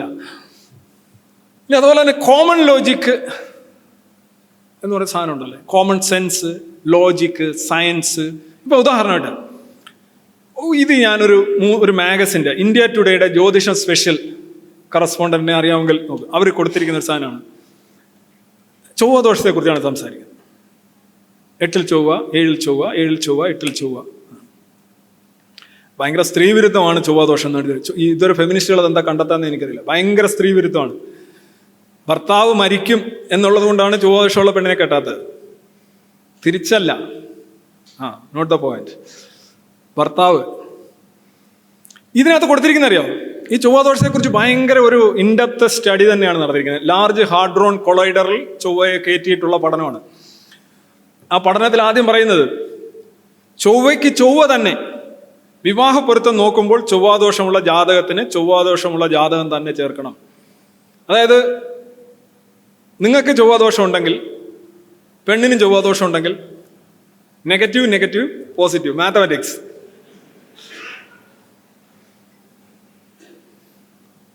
കൊള്ളാം അല്ലേ? അപ്പോൾ ചൊവ്വാദോഷമുള്ള ചെറുക്കനെ തേടി നടക്കുക. ഞാനതാ പണ്ട് പകിട പതിവ് എന്ന് പറഞ്ഞൊരു പുസ്തകത്തിനകത്ത് എൻ്റെ ഒരു ചാപ്റ്ററിൻ്റെ പേര് തന്നെ ഈ കൈനോട്ടത്തിൽ ദീർഘായുസുള്ള ആളുകളുണ്ട്. ആ രേഖ, ആയുർരേഖ ഇങ്ങനെ നീണ്ടുപോയി കഴിഞ്ഞാൽ അവനെ തല്ലിക്കൊന്നാലും ചാവത്തില്ല, അക്കോർഡിംഗ് ടു കൈനോട്ടം. അപ്പൊ ഇവിടെ ചൊവ്വാദോഷത്തിന് എന്താണ്? മരിച്ചു പോകും അല്ലേ? അപ്പൊ ചൊവ്വാദോഷമുള്ള പെണ്ണിന് ഈ ആയുർരേഖ നീണ്ട ഒരു ചെറുക്കനെ കൊണ്ടുവന്നാൽ പോരെ? അപ്പൊ ജ്യോതിഷവും കൈനോട്ടം തമ്മിൽ അടിച്ചോളൂല്ലോ അല്ല, നിയമം വെച്ച് നോക്കുകയാണെങ്കിൽ. അപ്പോൾ ഇതാണ് അവർ പറയുന്നത്. രണ്ട് പാവം ഉണ്ടെങ്കിൽ നെഗറ്റീവിടെ പോസിറ്റീവോ. ഇനി മറ്റൊന്ന് നോക്കുക. സ്ത്രീ ജാതകത്തിൽ ചൊവ്വാദോഷം വന്നാൽ ഭർത്താവിനും, പുരുഷ ജാതകത്തിൽ ചൊവ്വാദോഷമുണ്ടെങ്കിൽ ഭാര്യയ്ക്കും നന്നല്ല എന്നാണ് പൊതുവേ ഉള്ള അഭിപ്രായം. പക്ഷെ നമ്മൾ വൺ വേയിലേക്ക് കേൾക്കാറുള്ളൂ. ഇനി ചൊവ്വാദോഷം ഉണ്ടെങ്കിലും അതിന് ശുഭഗ്രഹ ബന്ധമുണ്ടെങ്കിൽ ചൊവ്വ ശുഭനായി തീരും. അടിച്ചു ഒരുത്തൻ പൂക്കുറ്റിയായിട്ട് നിന്നാലും അവൻ്റെ അടുത്ത് നിൽക്കുന്നവൻ അടിച്ചിട്ടില്ലെങ്കിൽ എവനെ താങ്ങിയെടുത്ത് വീട്ടിൽ കൊണ്ടുപോവാം. ലോജിക്ക് നോക്കുക. അതായത് 8-ൽ ചൊവ്വ നിൽക്കുകയാണ്, 9-ൽ വ്യാഴം നിൽക്കുകയാണ്. നമ്മുടെ ഇന്നച്ചൻ്റെ കണക്ക് കുഴപ്പമില്ല, ഒരു ശുഭഗ്രഹം നിന്നാൽ മതി. ആ ചൊവ്വ ഭർത്താവിന് ഐശ്വര്യവും സമ്പത്തും ഉണ്ടാക്കി കൊടുക്കുകയും ചെയ്യും. ചരക്ക് വീട്ടിലെത്തും. മനസ്സിലായി? ഇതിനകത്ത് എന്തൊക്കെയാണ് ഇതിനകത്ത് പറയുന്നത്? ഒന്ന്, ഒരു പാവഗ്രഹം. ഞാൻ ചൊവ്വാദോഷത്തെക്കുറിച്ചൊന്നും കൂടുതൽ പറഞ്ഞ് നിങ്ങളെ ഞാൻ ഇതൊക്കെ പറഞ്ഞിട്ടുള്ളതാണ്, നിങ്ങൾക്ക് അറിയാവുന്ന കാര്യമാണ്. പക്ഷെ എന്നിരുന്നാലും നോക്ക്, ഇതാണല്ലേ പണ്ട് ഭീമന്റെ കാര്യത്തിൽ പറഞ്ഞ കഥ ഇത് തന്നെയാണ്. ഇത് മത ലോജിക്കാണിത്. ഭീമനെ കൗരവന്മാരുമായിട്ട് ഭയങ്കരമായിട്ട് ആടിച്ച അവന്മാരെ മുഴുവൻ, ഭീമൻ ഇച്ചിരി തണ്ടും തടിയൊക്കെ ഉള്ളതുകൊണ്ട് ജിമ്മൊക്കെ ആയിരുന്നു പണ്ട്, മിസ്റ്റർ കേരളയൊക്കെ ആയതുകൊണ്ട് ഭീമൻ എന്ത് ചെയ്തു? ഈ പാണ്ഡവന്മാരെ മുഴുവൻ ഭയങ്കരമായിട്ട് ദ്രോഹിക്കായിരുന്നു. കൊച്ചു പിള്ളേർ, നകുലനും സഹദേവനും ഒക്കെ കാലെ പിടിച്ച് നിലത്തടിക്കൽ ഉൾപ്പെടെയുള്ള കാര്യങ്ങളാണ്. കൗരവന്മാർ 100 പേരെയും ഭയങ്കരമായിട്ട് ചെറുതായിട്ടൊന്നൊരു സ്ലിപ്പ് വന്നു. ഇത് കാരണം ഇയാളെ എന്ത് ചെയ്തു? ഇവന്മാർ ഒരു ദിവസം പാലിൽ വെള്ളം കൊടുത്തു, മിൽമ വെള്ളം കൊടുത്തിട്ട് ഗംഗയിൽ കൊണ്ടുവന്ന് ഡിപ്പോസിറ്റ് ചെയ്തു. എന്നിട്ട് പറയുന്നത് ഗംഗയിലെ നാഗലോകത്ത് ചെന്നപ്പോൾ നാഗന്മാര് ഭീമനിൽ വനം അടിച്ചു കയറ്റിയെന്നാണ്. അതിന്റെ ആവശ്യം ഉണ്ടായിരുന്നില്ല യഥാർത്ഥത്തിൽ, ഗംഗ ആയിരുന്നെങ്കിൽ. പക്ഷെ അന്നത്തെ ഗംഗയിൽ ഇത് വേണ്ടി വന്നു. ഇന്നത്തെ ഗംഗയാണ് പ്രശ്നം. അപ്പം പാലിലെ വിഷം, ഈ പാമ്പിന്റെ വിഷം, ഇത് രണ്ടും കൂടെ പ്രവർത്തിച്ച് ഭീമൻ റെഡിയായി വന്നു എന്നാണ്. ഇത് തന്നെയല്ലയോ ഹോമിയോപ്പതി? ഇതല്ല, ഒറ്റ സാധനമാണ്. ഈ സാധനം അൾട്ടർ ചെയ്യാനാണ് നമ്മൾ ശ്രമിക്കുന്നത്. ഈ ചിന്താരീതിയല്ല വേണ്ടത്. അപ്പൊ അതിനകത്ത് മതനിന്ദ വരും. ഇത് വിമർശനം, ഈ ഒരു ചിന്തിക്കുന്ന രീതി, അതാണ് എപ്പോഴും ഞാൻ പറയുന്നത്. ഇവര് ഓരോന്നും എടുക്കുന്ന ഇവരെ ഓരോരോ എന്താണ് സിമ്പിൾസിനെ അത് ചെയ്തു ഇത് ചെയ്തു. അപ്പൊ ഈ ജാതകത്തിന്റെ കാര്യവും ഈ ഇതിന്റെ കാര്യവും എല്ലാം ഒരേപോലെ തന്നെയാണ്. ഇനി അഭിപ്രായ സ്വാതന്ത്ര്യത്തെക്കുറിച്ച് ഒരു കാര്യം കൂടെ പറഞ്ഞുകൊണ്ട് ഞാൻ അവസാനിപ്പിക്കാം. ഇപ്പൊ ലോകമെമ്പാടും അമേരിക്കയുടെ വൈസ് പ്രസിഡന്റ് ആയിട്ടുള്ള JD വാൻസ് 7 മാസം മുമ്പ് ഒരു പ്രസ്താവന നടത്തുകയുണ്ടായി. ഒരു അറബ് ന്യൂക്ലിയർ രാജ്യം കൂടി വരാൻ പോകുന്നു. അത് മധ്യേഷ്യയിലല്ല, പക്ഷെ യൂറോപ്പിലാണ്. ഏതാണ് രാജ്യം? UK, Britain. ഇത് കേട്ടിട്ട് വലിയ ആളുകളോ പക്ഷെ അതിനെ റിപ്പീറ്റ് ചെയ്തുകൊണ്ട്, അതിനെ എൻഡോസ് ചെയ്തുകൊണ്ട് പിന്നെ ഒരുപാട് പ്രസ്താവന, പിന്നെയും പുള്ളി അത് തന്നെ വീണ്ടും ആവർത്തിക്കുകയുണ്ടായി. അതായത് ബ്രിട്ടൻ ഒരു ന്യൂക്ലിയർ രാജ്യമാണ്. അവിടെ ഈ മൈഗ്രേഷൻസ്, അഭയാർത്ഥികളുടെയൊക്കെ അവർ പോകുന്ന വഴി, അവിടുത്തെ ഗവൺമെന്റിനെ ഹൈജാക്ക് ചെയ്യുന്ന രീതി കാരണം അവിടെ വലിയ പ്രശ്നമാണ്.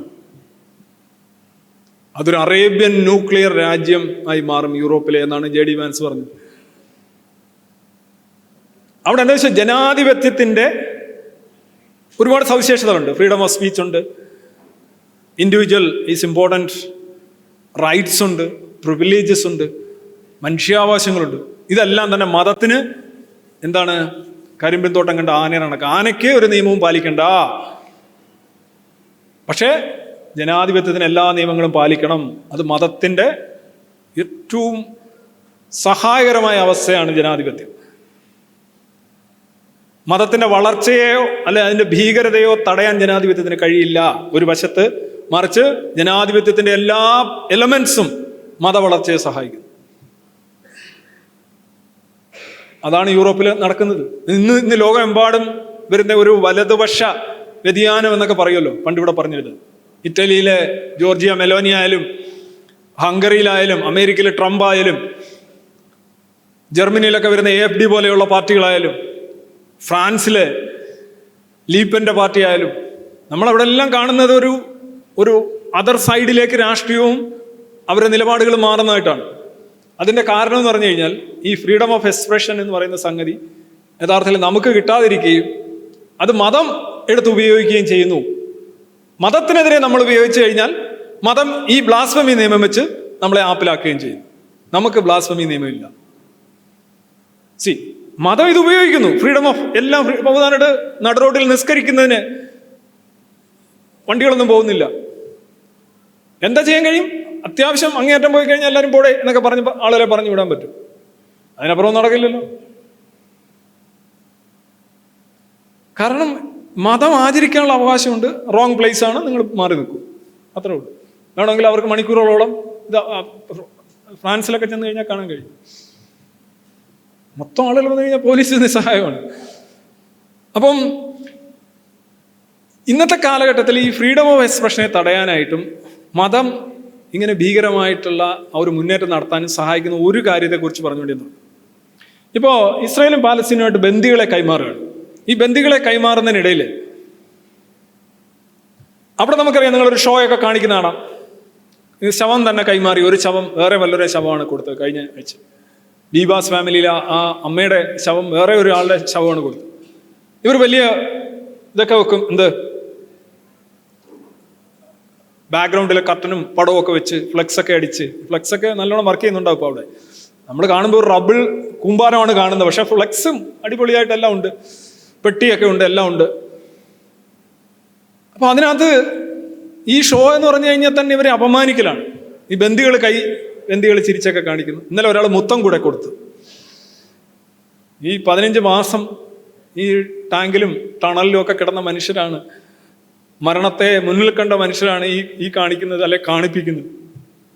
എന്നിട്ട് അവർ പോകുമ്പോൾ അവർക്ക് സുവനീറുകളും പേഴ്സുകളും ബാഗുകളും ഒക്കെ കൊടുക്കുകയാണ്. അതിനകത്തെല്ലാം പാലസ്തീൻ്റെ അപദാന കഥകളാണ്, ഗാസക്കാരുടെ ഹമാസിന്റെ കഥകളാണ് അതിനകത്തുള്ളത്. ഇതെല്ലാം കൊണ്ടാണ് ഈ മനുഷ്യർ പോകേണ്ടത്.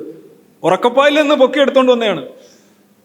4 മാസം പ്രായമുള്ള കുട്ടി മുതൽ 4 മാസം പ്രായമുള്ള ഒരു കുട്ടിയൊക്കെ ബന്ദിയാക്കുക എന്ന് പറയുമ്പോൾ ആ ഒരു രാഷ്ട്രീയ സംസ്കാരം, അല്ലെ ആ ഒരു മത സംസ്കാരം ഒന്ന് ആലോചിച്ചു. ഉപേക്ഷിച്ചൂടെ? വേറെ എന്തായാലും ഒന്നില്. എന്നിട്ട് അവരെ കൊന്നത് കഴുത്തി വെച്ച്. ഇന്നലെ പറഞ്ഞ് നെതന്യാഹു ബോംബിട്ട് വന്നതാണ്. ഫോറൻസിക് പരിശോധനയിൽ വളരെ വ്യക്തമായിട്ട് മനസ്സിലായി. അപ്പം ഈ ബന്ദിയുടെ കൈമാറ്റം ഇങ്ങനെ പുരോഗമിച്ച് വരിക. ഒരു ഘട്ടമായപ്പം 300-ൽ പരം പ്രിസണേഴ്സിനെ സ്വാപ്പ് ചെയ്യാണ്, തിരിച്ചു കൊടുക്കുക. അവിടെ അറസ്റ്റ് ചെയ്തവരെ ഇസ്രായേൽ വിട്ടുകൊടുക്കുകയാണ്. അങ്ങനെ ഇസ്രായേൽ വിട്ടുകൊടുത്ത കുറേ ആളുകൾ ഒരു ടീഷർട്ട് ഇടാനായിട്ട് ആ ജയിലധികൃതർ പറഞ്ഞു. ആ ടീഷർട്ട് എന്ന് പറഞ്ഞാൽ ഷിൻബെറ്റ് എന്ന് പറയുന്നത്. ഷിൻബെറ്റ് അവർ ആഭ്യന്തര സുരക്ഷാ ഏജൻസിയാണ്, നമ്മുടെ ഹോം ഡിപ്പാർട്ട്മെന്റ് എന്ന് പറയുന്നത്. മൊസാദ് വിദേശത്ത് വർക്ക് ചെയ്യുന്നു. ആഭ്യന്തര സുരക്ഷ എന്ന് പറയുന്നത് ഷിൻബെറ്റാണ്. ഷിൻബെറ്റിന്റെ മുദ്രാവാക്യമാണ് അതിനകത്ത് എഴുതിയിരിക്കുന്നത്. അതിൻ്റെ കൂടെ ഡേവിഡ് സ്റ്റാർ, ഇസ്രായേലി ജൂതന്മാരുടെ ഡേവിഡ് സ്റ്റാർ, ഡേവിഡിന്റെ സ്റ്റാർ ആണ് കാണുന്നത്, ഇസ്രായേലിന്റെ പതാകയിലും കാണും. അതിൻ്റെ കൂടെ ഒരു മുദ്രാവാക്യമുണ്ട്. ഇതാണ്: we do not forget and we do not forgive. ഞങ്ങളൊന്നും മറക്കില്ല, ഞങ്ങളൊന്നും പൊറുക്കില്ല. ഇത് ഷിൻബെറ്റിന്റെ മുദ്രാവാക്യമാണ്.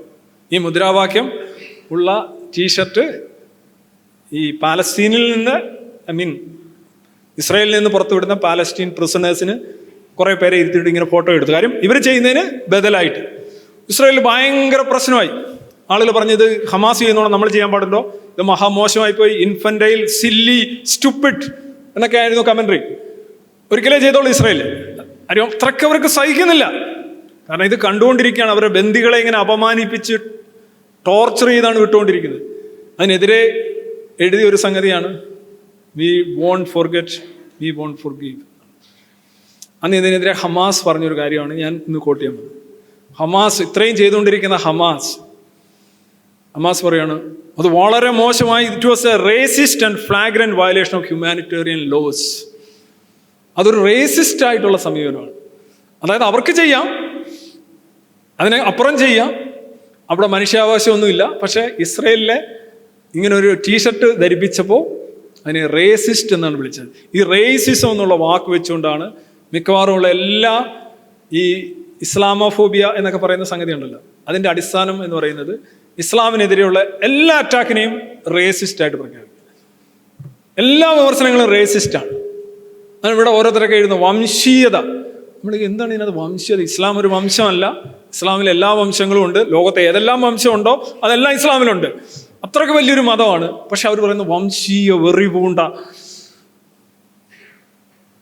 ബിക്കോസ് ഇങ്ങനെ നമ്മുടെ മനുഷ്യാവകാശ നിയമങ്ങളൊക്കെ എഴുതി വെച്ചിട്ടുണ്ട്. ഇപ്പോൾ ഏത് സംഗതി വന്നാലും അതിനെ റേസിസ്റ്റ് എന്നങ്ങ് വിളിച്ചത്. അമേരിക്കയിലൊക്കെ ഭയങ്കര വാക്കാണ്. ഇതിനെതിരെയുള്ള പ്രതിഷേധവും ഇതിനെതിരെയുള്ള പ്രതികരണമാണ് ശരിക്കും ഈ വോക്കിസം പോലെയുള്ള സംഗതികൾ. അതിനെതിരെയുള്ള പ്രതികരണമാണ് അവസാനം ഈ ട്രംപ് പോലെയുള്ള അവസ്ഥകളിലേക്ക് കാര്യങ്ങൾ എത്തിച്ചിട്ടുള്ളത്. അതൊരു ഓട്ടോമാറ്റിക് ആയിട്ടുള്ള പ്രതികരണമാണ്. അമേരിക്കയിൽ പെട്ടെന്ന് സംഭവിച്ചു എന്നേ ഉള്ളൂ. യൂറോപ്പും അതിൻ്റെ വഴിയിലാണ് എന്നാണ് നമ്മൾ മനസ്സിലാക്കുന്നത്. ഇതിന് കുഴപ്പമില്ല, ഇത് റേസിസ്റ്റ് ഒന്നുമല്ല. കൊച്ചു കുട്ടികളുടെ അഭയാർത്ഥി ഹോസ്റ്റേഴ്സിനെ തിരിച്ചു കൊടുക്കുകയാണ്. തിരിച്ചു കൊടുക്കുന്നത് ജീവനുള്ള മനുഷ്യരല്ല, ശവം കൊടുക്കുകയാണ്. എന്നാൽ അത് ബാക്ക് ചാനലിലൂടെ കൊടുത്താൽ പോരെ. അത് കൊണ്ടുവന്ന് പരേഡ് നടത്തുന്നു. ഞാനത് കണ്ടിട്ട് എനിക്ക് ഈ കോഫിൻ ഡാൻസ് ആണ് ഓർമ്മ വന്നത്. ഇത് റേസിസ്റ്റും അല്ല, ഹ്യൂമാനിറ്റേറിയൻ റൈറ്റ്സിന്റെ ലംഘനവുമല്ല, ഒന്നുമല്ല. അപ്പം മതവിമർശനത്തെ തടയാനായിട്ട് ഈ റേസിസം, ഹ്യൂമാനിറ്റേറിയൻ ലോസ്, ഇതേപോലെയുള്ള സംഗതികൾ ലോകമെമ്പാടും ഉപയോഗിക്കുന്നുണ്ട്, കേരളത്തിൽ ഉപയോഗിക്കുന്നുണ്ട്. എന്നുവെച്ചാൽ അവർക്കെതിരെയുള്ള എല്ലാം ഹ്യൂമാനിറ്റേറിയൻ വയലേഷനാണ്, റേസിസമാണ്. തിരിച്ച് so that means you do not touch blasphemy, ഒരു തരത്തിലും ടോളറേറ്റ് ചെയ്യില്ല എന്നതാണ്. അതുപോലെ തന്നെ എന്തുകൊണ്ട് ബ്ലാസ്ഫമി നിങ്ങൾ രാഷ്ട്രീയപരമായിട്ട് പറഞ്ഞാൽ പോരെ, എന്തിനെല്ലാത്തിനും മതം കയറ്റുന്നു എന്ന് ചോദിക്കുക. മതമാണ് മക്കളെ കാരണം. അതുകൊണ്ടാണ് യഹൂദികളെ തോൽപ്പിക്കാതെ അന്ത്യദിനം സംഭവിക്കില്ല. മുസ്ലിങ്ങളും യഹൂദികളും തമ്മിൽ യുദ്ധം നടക്കുകയും മുസ്ലിങ്ങൾ അവരെ കൊല്ലുകയും ചെയ്യുന്നത് വരെ അന്ത്യദിനം സംഭവിക്കില്ല. മുഹമ്മദ് പറഞ്ഞ കാര്യമാണ്. എല്ലാവരും പറയും അവിടുത്തെ പ്രശ്നം എന്താണ്, ഭൂമി തർക്കമാണ്, 2 സ്റ്റേറ്റ് സൊല്യൂഷൻ എന്നൊക്കെ ഓരോരുത്തർ അടിച്ചുവിടും. ഒരു 2 സ്റ്റേറ്റും ഇല്ല. 2 സ്റ്റേറ്റ് കൊണ്ട് ചെന്ന് കഴിഞ്ഞാൽ ഹമാസ് തട്ടി ദൂരെ എറിയും. അവരൊരിക്കലും 2 സ്റ്റേറ്റിന് വേണ്ടിയല്ല. അവർ മൊത്തം ഇസ്രയേലും ആ ഭാഗം മുഴുവൻ അവർക്ക് വേണം. ഒറ്റ ജൂതനും അവിടെ പാടില്ല. മുഹമ്മദ് പറഞ്ഞിട്ടുണ്ട്, അറേബ്യൻ പെനിൻസുലയിൽ നിന്ന് സർവ്വ ജൂതനെയും തൂത്തെറിയുന്നവരെ എനിക്ക് വിശ്രമമില്ല. അതുപോലെ തന്നെ ജൂതനെ സുഹൃത്താക്കരുതെന്ന് ഖുറാനിൽ തന്നെയുണ്ട്. ജൂതനെ കുറിച്ച് ഒരുപാട് ആന്റിസെമിറ്റിക് ആയിട്ടുള്ള കണ്ടമാനം ലൈൻസ് ഖുറാനിലുണ്ട്. എന്തിനാ ഈ ഹദീസുകളിലേക്കൊക്കെ പോകുന്നു? ഇതൊക്കെ മനസ്സിൽ വെച്ചുകൊണ്ടാണ്. ഇന്നലെ ഈ കുട്ടികളുടെ ശവം ഓരോ പെട്ടികളിലായിട്ട് കൈമാറുന്ന അവസ്ഥയിൽ അവിടെ ഓടിക്കൂടിയ ആളുകൾ, 1000-ഓളം ആളുകൾ ഉണ്ടാവും. അവർ കൈയടിക്കുന്നു, അവർ ആരവം ഉയർത്തുന്നു. അതിൽ പലരുടെയും കയ്യിൽ അതേ പ്രായത്തിലുള്ള പിഞ്ചു കുഞ്ഞുങ്ങളുണ്ട്. അവൻ്റെ കയ്യിൽ സ്വന്തം മകളിരിക്കുകയാണ്. ഈ കൊണ്ടുപോകുന്നത് ജൂത കുട്ടികൾ. 4 മാസം പ്രായമുള്ളപ്പോൾ തട്ടിക്കൊണ്ടുവന്നത്, 2 വയസ്സ് പ്രായമായപ്പോൾ തട്ടിക്കൊണ്ടുവന്നത് ഒരമ്മ. അപ്പോൾ നമ്മൾ പറയുന്ന ഇന്നസെന്റ് ഗാസൻസ് എന്നാണ്.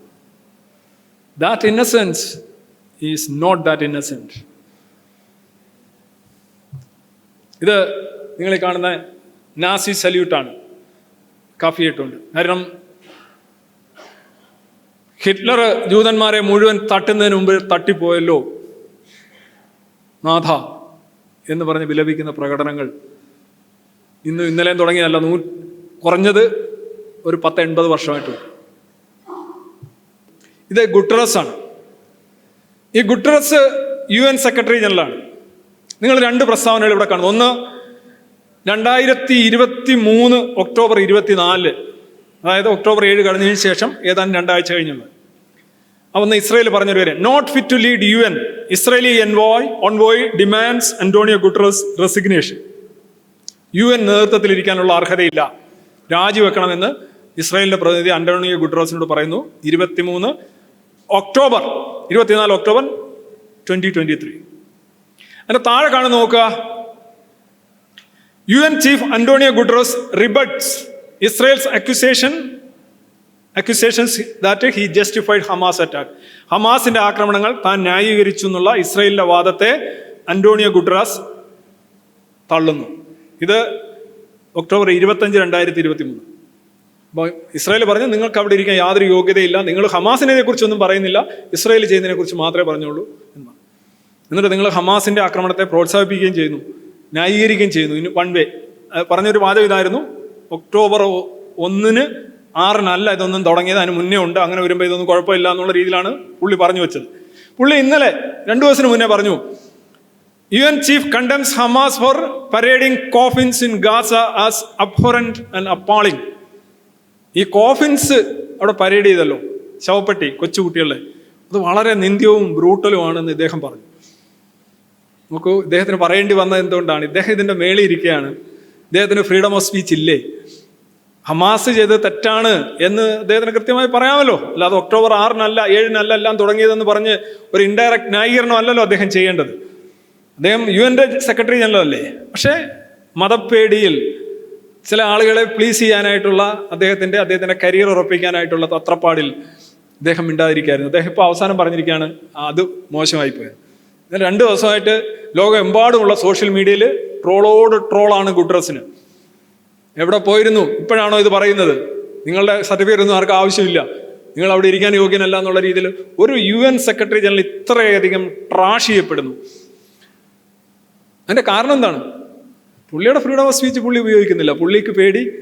പുള്ളി എല്ലാത്തരം മതനിന്ദാ നിയമങ്ങളും UN നടപ്പിലാക്കിയിരിക്കുകയാണ്. നിങ്ങൾക്കറിയാമോ, ഇസ്ലാമോഫോബിയ ഡേ ഉണ്ട്. ഇസ്ലാമോഫോബിയ ഡേ എന്ന് പറഞ്ഞൊരു ഡേ ഉണ്ടാക്കിയിരിക്കുന്നത് UN ഇന്റർനാഷണൽ ബ്ലാസ്ഫമി നിയമമാണത്. അത് നടപ്പിലാക്കി വെച്ചിരിക്കുകയാണ്. അങ്ങനെ ഒരു ദിവസമുണ്ട്. ഇമ്രാൻഖാനും എർദുഗാനും ഒക്കെ ചേർന്നാണ് അത് ഉണ്ടാക്കിയെന്നാണ് പറയുന്നത്. അവരൊക്കെ വോട്ട് ചെയ്ത് വേറെ ആരും ശ്രദ്ധിക്കില്ല. അപ്പം ഇൻ്റർനാഷണൽ ലെവലിലും ഈ മതനിന്ദയുടെ ഒരു വലിയൊരു പ്രശ്നമുണ്ട്. അപ്പം ഞാൻ അവസാനമായിട്ട് പറയാൻ ആഗ്രഹിക്കുന്നത്, എന്തുകൊണ്ട് ആളുകൾ ഈ മതനിന്ദയെന്നും മതവിമർശനം എന്നൊക്കെ കേൾക്കുമ്പോൾ ഇത്ര ചൂളിയും ചുടിലും പോകുന്നു? അതിനൊറ്റ കാര്യമുള്ളൂ, ഈ മൈറ്റ് ഈസ് റൈറ്റ് എന്ന് പറയുന്ന തിയറി എക്കാലത്തും വർക്ക് ചെയ്തിട്ടുണ്ട്. ഈ മൈറ്റ് എന്ന് പറഞ്ഞാൽ ശക്തിയാണ്. ശക്തി it can be your muscle power, your material power, your resources, financial resources, or even your intellectual might. Might works. Might work ചെയ്യുന്നുണ്ട്. ആ കാട്ട നിയമം ഇതുവരെ മാറിയിട്ടില്ല. എന്താണ് ട്രംപ് പറയുമ്പോൾ എൻ്റെ യൂറോപ്പൊക്കെ ഇങ്ങനെ പഞ്ചപുച്ചോടൊക്കെ നിൽക്കുന്നതിൻ്റെ കാര്യം എന്താണ്? മൈറ്റാണ്. ആ മൈറ്റ് എങ്ങനെ വരുന്നു എന്നുള്ളത് നിങ്ങൾ നോക്കിയാൽ മതി. പണമാകാം, സ്വാധീനമാകാം, ബുദ്ധിയാകാം, ശേഷിയാകാം, റിസോഴ്സസ് ആകാം. Might is right is working. മതം മൈറ്റിയാണ്. അതിന് നിങ്ങളെ നിശബ്ദരാക്കാൻ കഴിയും. നിങ്ങളെ മാത്രമല്ല, നിങ്ങളുടെ തലമുറകളോളം നിശബ്ദരാക്കാൻ അതിന് കഴിയും. അതുകൊണ്ടാണ് ആളുകൾ പെട്ടെന്ന് ഭയങ്കര സംഗതിയൊക്കെ പറയുന്നവർ പെട്ടെന്ന് മതത്തോടൊപ്പം ഓരഞ്ചാരി ഇങ്ങനെ പോകും. ഞാൻ നാസ്തികനായ ദൈവം പുസ്തകം എഴുതി ആ ആദ്യ കാലഘട്ടത്തിൽ ഒരു പ്രാവശ്യം കോഴിക്കോട് ചെന്നപ്പം ഒരാൾ എന്നോട് പറഞ്ഞു, അതിനകത്ത് കൂടുതലും ഈ ക്രിസ്ത്യൻ വിമർശനമാണ്. നിരീശ്വരവാദവും സ്വതന്ത്ര ചിന്തയൊക്കെ പറഞ്ഞ് ശരിക്കും നിങ്ങളൊരു സ്വതന്ത്ര ചിന്തകനാണെന്ന് തെളിയിക്കണമെങ്കിൽ നിങ്ങൾ ഇസ്ലാമിനെ വിമർശിക്കണം. ഇടമറി ഒരു പുസ്തകം എഴുതിയിട്ടുണ്ടെന്ന് എനിക്ക് പറഞ്ഞു. ഇതൊരു 2010-11 കാലഘട്ടത്തിലാണ്. ഞാൻ പറഞ്ഞു ഓക്കെ, ഇസ്ലാമിനെ വിമർശിച്ചില്ലെങ്കിൽ നിങ്ങളെ ഒരു മതവിമർശനമായിട്ടൊന്നും ആരും അംഗീകരിക്കില്ല. ആരും ബിക്കോസ് നിങ്ങൾ ചേരെ അടിച്ചു കൊല്ലുന്നവൻ അല്ലെന്നുണ്ടെങ്കിൽ പൊളവനെ അടിച്ചു വന്നു കഴിഞ്ഞാലൊന്നും ഒരിക്കലും നിങ്ങൾ നല്ല സംഗതികൾ നിങ്ങൾ ചെയ്യണം. അല്ലെന്നുണ്ടെങ്കിൽ നിങ്ങളെ വെറും ഒരു എല്ലാവർക്കും ചെയ്യാൻ പറ്റുന്ന കാര്യങ്ങൾ നിങ്ങൾ ചെയ്യുന്നു, കാറ്റിനനുസരിച്ച് തൂറ്റുന്നു, അല്ലേ? ഇതാണ് സംഗതി. ഇതിനകത്ത് വലിയ കാര്യമൊന്നുമില്ല. എനിക്കന്ന് അത്ര അത് മനസ്സിലായില്ല. പുള്ളി എന്തൊക്കെ പറഞ്ഞാണ്. പുള്ളി ഒരു അറിയപ്പെടുന്ന യുക്തിവാദി കൂടിയാണ്. ഇപ്പോഴും ജീവിച്ചിരിപ്പുണ്ട്. കേൾക്കുന്നുണ്ടെങ്കിൽ കുഴപ്പമില്ല. ഇസ്ലാമിനെ വിമർശിച്ചെങ്കിൽ മാത്രമേ നിങ്ങളൊരു യുക്തിവാദി ആവുമെന്നല്ല പുള്ളി പറഞ്ഞു. എന്തെങ്കിലും മാത്രമേ നിങ്ങളെ സർട്ടിഫിക്കറ്റ് കിട്ടൂ. പറഞ്ഞ വിംബിൾട്ടൺ ജയിക്കണം എന്ന് പറഞ്ഞു. ആ പുള്ളി ഇന്നും ജീവിച്ചിരിപ്പുണ്ട്. പുള്ളി ഒന്നാന്തരം UAPA യുക്തിവാദിയാണ്. എന്താണെന്നൊക്കെ അറിയില്ലല്ലേ. പുള്ളി ഭയങ്കര ഈ നൊയമ്പ് യുക്തിവാദമൊക്കെ ഉണ്ടല്ലോ. അതായത് ഇസ്ലാമിനോട് ഐക്യപ്പെടാനായിട്ട് ഞങ്ങൾ ഒരു മാസം നൊയമ്പെടുക്കുന്നു എന്നൊക്കെ പറയുന്ന യുക്തിവാദികളൊക്കെ ഉണ്ടല്ലേ. ആ ലെവലാണ് പുള്ളി എന്നോട് പറഞ്ഞാണ്. ആ പുള്ളി ഇപ്പോഴും ഉണ്ട്. പുള്ളി പ്രമുഖനായ യുക്തിവാദിയാണ്.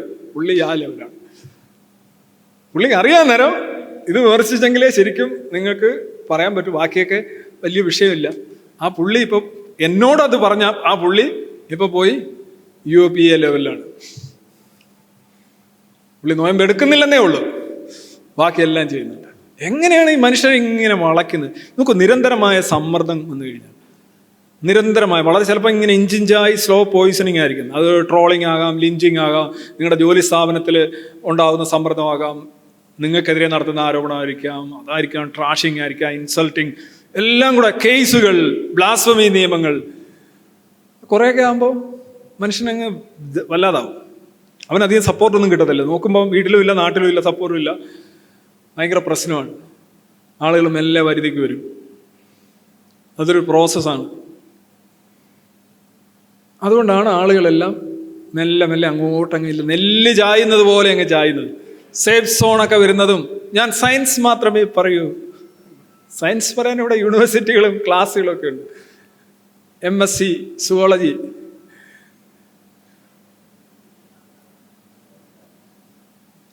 ഇത് മനസ്സിലാക്കുക. ഇതുകൊണ്ടാണ് ഈ blasphemy is my birth right എന്ന് ആവർത്തിക്കേണ്ടി വരും. ഇത് അത്ര എളുപ്പമല്ല, പിടിച്ചു നിൽക്കാൻ പോലും എളുപ്പമല്ല. മെല്ലെ അറിയാതെ നിങ്ങളങ്ങ് എന്താ പറയുക, നിങ്ങളങ്ങ് റെക്കൺസൈൽ ചെയ്യും. So I end up with this 3 sentence here. One is, നമ്മൾ പ്രധാനമായിട്ട് പറയുന്നതാണ് റേസിസം. ഞാൻ കണക്ട് വിത്ത് ഇസ്ലാം. ഈ ഹമാസ് പറഞ്ഞത് റേസിസ്റ്റാണ്. റേസിസം എന്ന് പറയുന്നത് എന്താണ്? വർണ്ണപരമായിട്ടുള്ളത്. റേസിസം തെറ്റാണ്. കൗണ്ടർ റേസിസം, റിവേഴ്സ് റേസിസവും തെറ്റാണ്.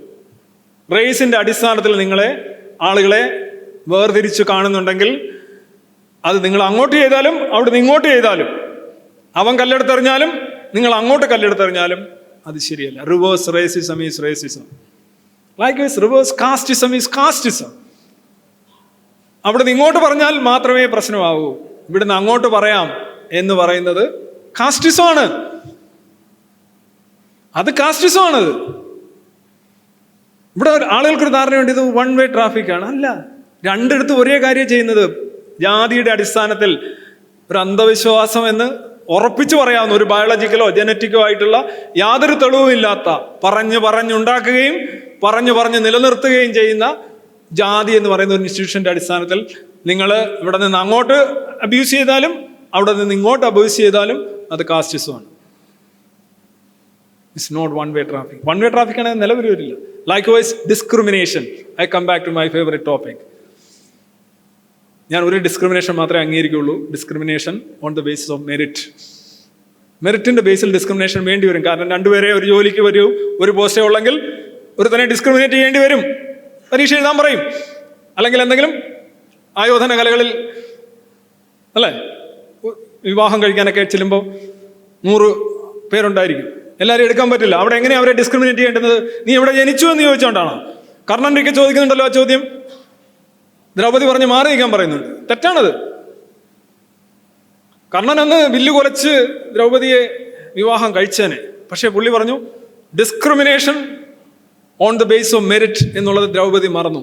എന്നിട്ട് പറഞ്ഞു നിന്റെ അച്ഛനാര്, ഏത് കുലം എന്ന് ചോദിച്ചപ്പോൾ കർണന് ആധാർ കാർഡ് കയ്യിലില്ലായിരുന്നു. ആകെ പുള്ളി അപ്സെറ്റായി പോയി. പാടില്ല. Only on merit. അല്ലാതുള്ള എല്ലാ ഡിസ്ക്രിമിനേഷനും ആരെ മാറ്റി നിർത്തിയാലും അത് വിവേചനമാണ്.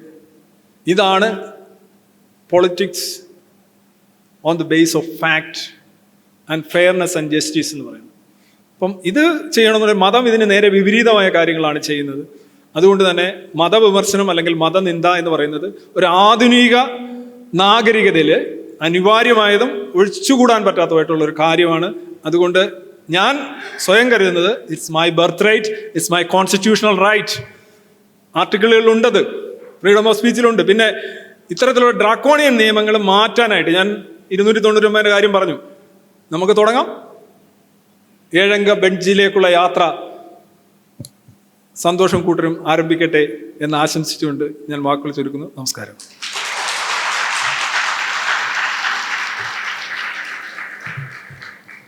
നമസ്കാരം. എൻ്റെ പേര് ബിനുരാജ് എന്നാണ്.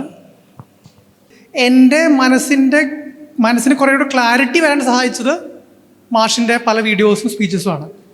ഞാൻ ഇതിൻ്റെ സംശയത്തിലേക്ക് കിടക്കുകയാണ്.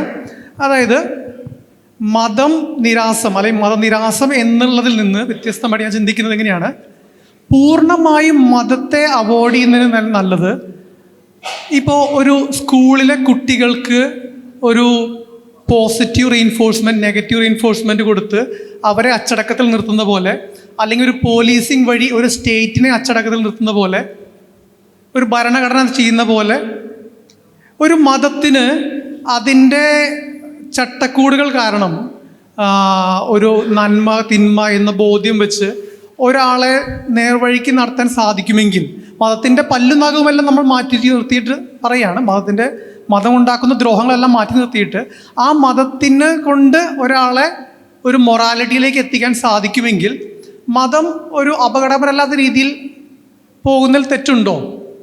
ഇതാണ് ചോദ്യം. യെസ്, ദിസ് ഈസ് നല്ലൊരു ഉദാഹരണമാണ്. എനിക്കതുമായിട്ട് കണക്ട് ചെയ്യാൻ പറ്റി. ഞാൻ ആനയുടെ കാര്യം പറഞ്ഞത് ഇത് നന്നായിട്ട് നിങ്ങൾക്ക് ഇതുമായിട്ട് ബന്ധപ്പെടുത്തി സംസാരിക്കാം. എന്നോട് ചോദിക്കും, ഈ ആന എഴുന്നള്ളിപ്പ്, ആന ആർക്കെതിരെയും തിരിയാതിരിക്കുകയും പ്രശ്നങ്ങളൊന്നും ഉണ്ടായില്ലെങ്കിൽ ആന കാണാൻ നല്ല രസമല്ലേ, നല്ലൊരു ചന്തമല്ലേ, നെറ്റിപ്പട്ടമൊക്കെ അല്ലേ. ആന അങ്ങനെ പ്രശ്നം ഇല്ലെങ്കിൽ പിന്നെ ആനയ്ക്ക് അകലം പാലിച്ച് ആനയുടെ ഇത് ചെയ്ത് ആന എഴുന്നള്ളിപ്പിക്കാമെന്ന് എന്നോട് ചോദിച്ചാൽ ഞാൻ പറയും വേണ്ട, അത് ശരിയല്ല. അത് ആ ജീവിയോട് ചെയ്യുന്ന അത് ചിലപ്പോൾ 10 പ്രാവശ്യം എഴുന്നള്ളിപ്പിക്കുമ്പോഴായിരിക്കും 2 പ്രാവശ്യം പ്രശ്നം ഉണ്ടാക്കുന്നത്. ചിലപ്പോൾ 10 പ്രാവശ്യം പ്രശ്നം ഉണ്ടാവില്ല, 11ാമത്തെ പ്രാവശ്യം കൊമ്പേ കുരുക്കുമായിരിക്കും. അപ്പം എങ്ങനെയും ആന എഴുന്നള്ളിപ്പിക്കണം, അങ്ങേയറ്റം സുരക്ഷാ നടപടികൾ എടുത്തും ആന എഴുന്നള്ളിപ്പിക്കണം. അത് തെറ്റായിരിക്കേ, അത് പീഡനമായിരിക്കേ, വന്യജീവി പീഡനമായിരിക്കേ, നമ്മൾ കാണിക്കുന്ന മര്യാദകേടായിരിക്കേ അത് ചെയ്യണം എന്നുള്ള ഒരു വാശി അത് മതത്തിനുണ്ട്. നിങ്ങൾ ശ്രദ്ധിച്ചാൽ അറിയാം, അവരെങ്ങനെയെങ്കിലും എന്നാലും അത് ശരിയാക്കി, ഇത് ശരിയാക്കി, എന്നാലും അത് വേണം. ഈ മൈക്കിൻ്റെ കാര്യത്തിൽ എങ്ങനെയാ പറയുന്നത്? മൈക്കിന്റെ കാര്യത്തിൽ കോളാമ്പി കൊണ്ടുവെക്കുമ്പോൾ കോളാമ്പി കാണുമ്പോൾ അറിയാം കോളാമ്പി എന്ന് പറഞ്ഞ് പോലീസ് ഒന്ന് പിടിച്ചോണ്ട് പോകും. ഇമാരെന്ത് ചെയ്യും? ബോക്സിനകത്ത് കോളാമ്പി കയറ്റി വെക്കും. പണ്ടില്ലേ ഈ കശുവണ്ടി ഫാക്ടറിയിലൊക്കെ സത്യാഗ്രഹം ഇരിക്കുന്ന സഹാക്കള് നമ്മുടെ നാട്ടിലെ ഈ വലിയ ടോർച്ച് ലൈറ്റ് കൊണ്ടുപോകും. അപ്പോൾ നമ്മൾ വിചാരിക്കും വെട്ടം കാണാൻ കൊണ്ടുപോവാണ്. ഈ ടോർച്ച് ലൈറ്റിനകത്ത് നല്ല 2 ഈ ബനാന, പുഴുങ്ങിയ ബനാന അതിനകത്തിരിക്കും, നിരാഹാരം കിടക്കുകയാണ്. അപ്പോൾ ടോർച്ച് ലൈറ്റിന്റെ നീളം അനുസരിച്ച് പിറ്റേന്ന് വീണ്ടും വീണ്ടും നമ്മുടെ സഹാക്കന്മാർ വളരെ ഇതായിട്ടിരിക്കും. നമ്മുടെ നാട്ടിലൊക്കെ ഉള്ളതാണ്, തമാശയായിട്ട് പറഞ്ഞൊന്നും അല്ല കേട്ടോ, ഞാൻ ഉള്ളത് പറഞ്ഞാണ്. അപ്പോൾ എന്ന് പറഞ്ഞോണം, വേറൊരു രീതിയിൽ അതിനെ കൊണ്ടുപോകാനുള്ള ഒരു ശ്രമം, വേറെ ഒരു രീതിയിൽ കൊണ്ടുപോകാനുള്ള ശ്രമം. മൈക്ക് മൊത്തം അഴിച്ചു മാറ്റുന്നത് അത് ഞങ്ങൾ അങ്ങനെയല്ല ഇങ്ങനെയല്ല ഇങ്ങനെയല്ല. അപ്പോൾ ഈ മതത്തിൻ്റെ കാര്യത്തിന് ഇങ്ങനെ ഒരു ചോദ്യമുണ്ട്. മതത്തിൻ്റെ പല്ലും നഖവും ദ്രംഷ്ടകളും എല്ലാം കളഞ്ഞിട്ട് എങ്കിൽ പിന്നെ മതം ഇല്ല ഉണ്ടോ? സംതിലേക്ക് നമ്മൾ സ്ലൈസ് ചെയ്ത് പുതാനൊരു സൂപ്പർ മാർക്കറ്റിൽ നിന്ന് എല്ലാ സാധനങ്ങളും എടുത്തുകൊണ്ട് പോയി കഴിഞ്ഞാൽ പിന്നെ സൂപ്പർ മാർക്കറ്റ് ഉണ്ടോ? ഒരു സ്കെലിറ്റൻ മാത്രമല്ല ഉള്ളൂ. നമ്മളീ പറയുന്ന സാധനം എല്ലാം. ഇപ്പോൾ പാമ്പിൻ്റെ വിഷപ്പല്ല് രണ്ടും വലിച്ച് കളഞ്ഞിട്ട് എൻ്റെ നടുവ് 2ആയിട്ട് കട്ട് ചെയ്തിട്ടിട്ട് വാല് മാറ്റി വെച്ച് കഴിഞ്ഞാൽ പിന്നെ പാമ്പ് ജീവിക്കുന്നത് നിങ്ങൾക്ക് ബുദ്ധിമുട്ടുണ്ടോ എന്ന് ചോദിക്കുന്നതേ ഉള്ളൂ. ഈ എസെൻഷ്യൽ ആയിട്ടുള്ള കാര്യങ്ങളെല്ലാം കഴിഞ്ഞാൽ പിന്നെ അത് വേണമോ എന്നുള്ളതാണ് എൻ്റെ ചോദ്യം. ഈ എസെൻഷ്യൽ ആയിട്ടുള്ള കാര്യങ്ങൾ പോകുന്നില്ല. ഈ മതം തന്നെ ഒരു പ്രശ്നം എന്ന് പറഞ്ഞു കഴിഞ്ഞാൽ ഒരിക്കലും മതം പ്രൈവറ്റ് അല്ല, ആർക്കും ഒറ്റയ്ക്ക് ആചരിക്കാൻ പറ്റില്ല. ഇപ്പം നിങ്ങൾക്ക് അറിയാമല്ലോ, ഈ ഉത്സവ സീസണാണ്, വണ്ടി എടുത്തോണ്ട് പുറത്തോട്ട് ഇറങ്ങാൻ പറ്റില്ല. മണിക്കൂറുകളോളം ഞാനൊരു 65 കിലോമീറ്റർ യാത്ര ചെയ്തപ്പോൾ 5 തവണ 5 എടുത്ത് കിടക്കേണ്ടി വന്നു ഒരു ദിവസം രാത്രിയിലായിട്ടും. അവിടെ കിടക്കടാന്ന് പറയുന്നത്. അവൻ ഈ സാധനം എടുത്തോണ്ട് പോവാണ്. നിങ്ങളുടെ ഇവിടെ അത്രയില്ല. ഈ കുതിരയെന്ന് പറയും, എടുപ്പുകുതിരയുടെ ഹൈറ്റ് വളരെ വലുതായതുകൊണ്ട് ഈ ലൈനുണ്ട്, ഇലക്ട്രിക് ലൈൻ, അതിനകത്ത് തട്ടാൻ സാധ്യതയുണ്ട്. അതുകൊണ്ട് അമ്മ ആ പഞ്ചായത്തിലുള്ള മുഴുവൻ സപ്ലൈ അങ്ങ് ഓഫ് ചെയ്തിടും രാത്രി 10 മണി വരെ. എന്തെല്ലാം രീതിയിലാണ് പീഡനം. അടുത്തിടെ എനിക്ക് എന്നോട് ഒരു പിരിവ് ചോദിച്ചോണ്ട് വന്നു ചങ്ങനാശ്ശേരി വീട്ടിൽ. എന്തോ അറിയാതെ വന്നതാ, ആളിനെ എത്ര. അപ്പോൾ ഞാനത് പോസ്റ്റ് ഇട്ടിരുന്നു. ഞാൻ പറഞ്ഞു തന്നെ ഇട്ടത്. പുള്ളി പറഞ്ഞ് ഞാൻ കൊടുക്കില്ല, വേറെ എന്ത് ആവശ്യത്തിന് വന്നാലും ഞാൻ പൈസ തരാം, നിങ്ങൾ വേറെ എന്ത് ആവശ്യം എന്ന് വെച്ച് കഴിഞ്ഞാൽ ഞാൻ പറഞ്ഞു നിങ്ങളൊരു പുസ്തക ശേഖരണത്തിന് ഫണ്ട്. പുസ്തക ശേഖരണം സാറ് ഞങ്ങളെ ആക്കിയതാണോ എന്ന് പറഞ്ഞു കഴിഞ്ഞാൽ അങ്ങനെയൊന്നും പറയാൻ പാടില്ലായിരിക്കും. അപ്പം ഞാൻ പറഞ്ഞു സാറിൻ്റെ വീട്ടിൽ കിടക്കുന്ന വണ്ടി എത്ര ഉണ്ട്, ഈ വീട് ഇതൊക്കെ എങ്ങനെ ഉണ്ടായി, സാറിൻ്റെയൊക്കെ മുൻഗാമികൾ എങ്ങനെ ജീവിച്ചേ, ഇതൊക്കെ വെറുതെ ഉണ്ടാകുകയാണോ? ഇവിടെ ദേവിയുടെ ഒരു ചൈതന്യം ഉണ്ട്, ഇത് സാറ് നിഷേധിച്ചാലും അത് ഉള്ളതാ. അങ്ങനെയാണ് ഇവിടെ ഇതെല്ലാം ഉണ്ടായത്. ഇല്ലെന്ന് പറയാൻ പറ്റുമോ? പണ്ട് എങ്ങനെയാണ് ജീവിച്ചേ പറയും. ഞാൻ പറഞ്ഞു എനിക്ക് തോന്നുന്നില്ല നിങ്ങളാ പറയുന്നത് ശരിയാണ് എന്ന് എനിക്ക് തോന്നുന്നില്ല, എന്നാലും ഞാനത് കണ്ണിക്കാനായിട്ട് എൻ്റെ വിലപ്പെട്ട സമയം നിനക്കെടുത്തുന്നില്ല.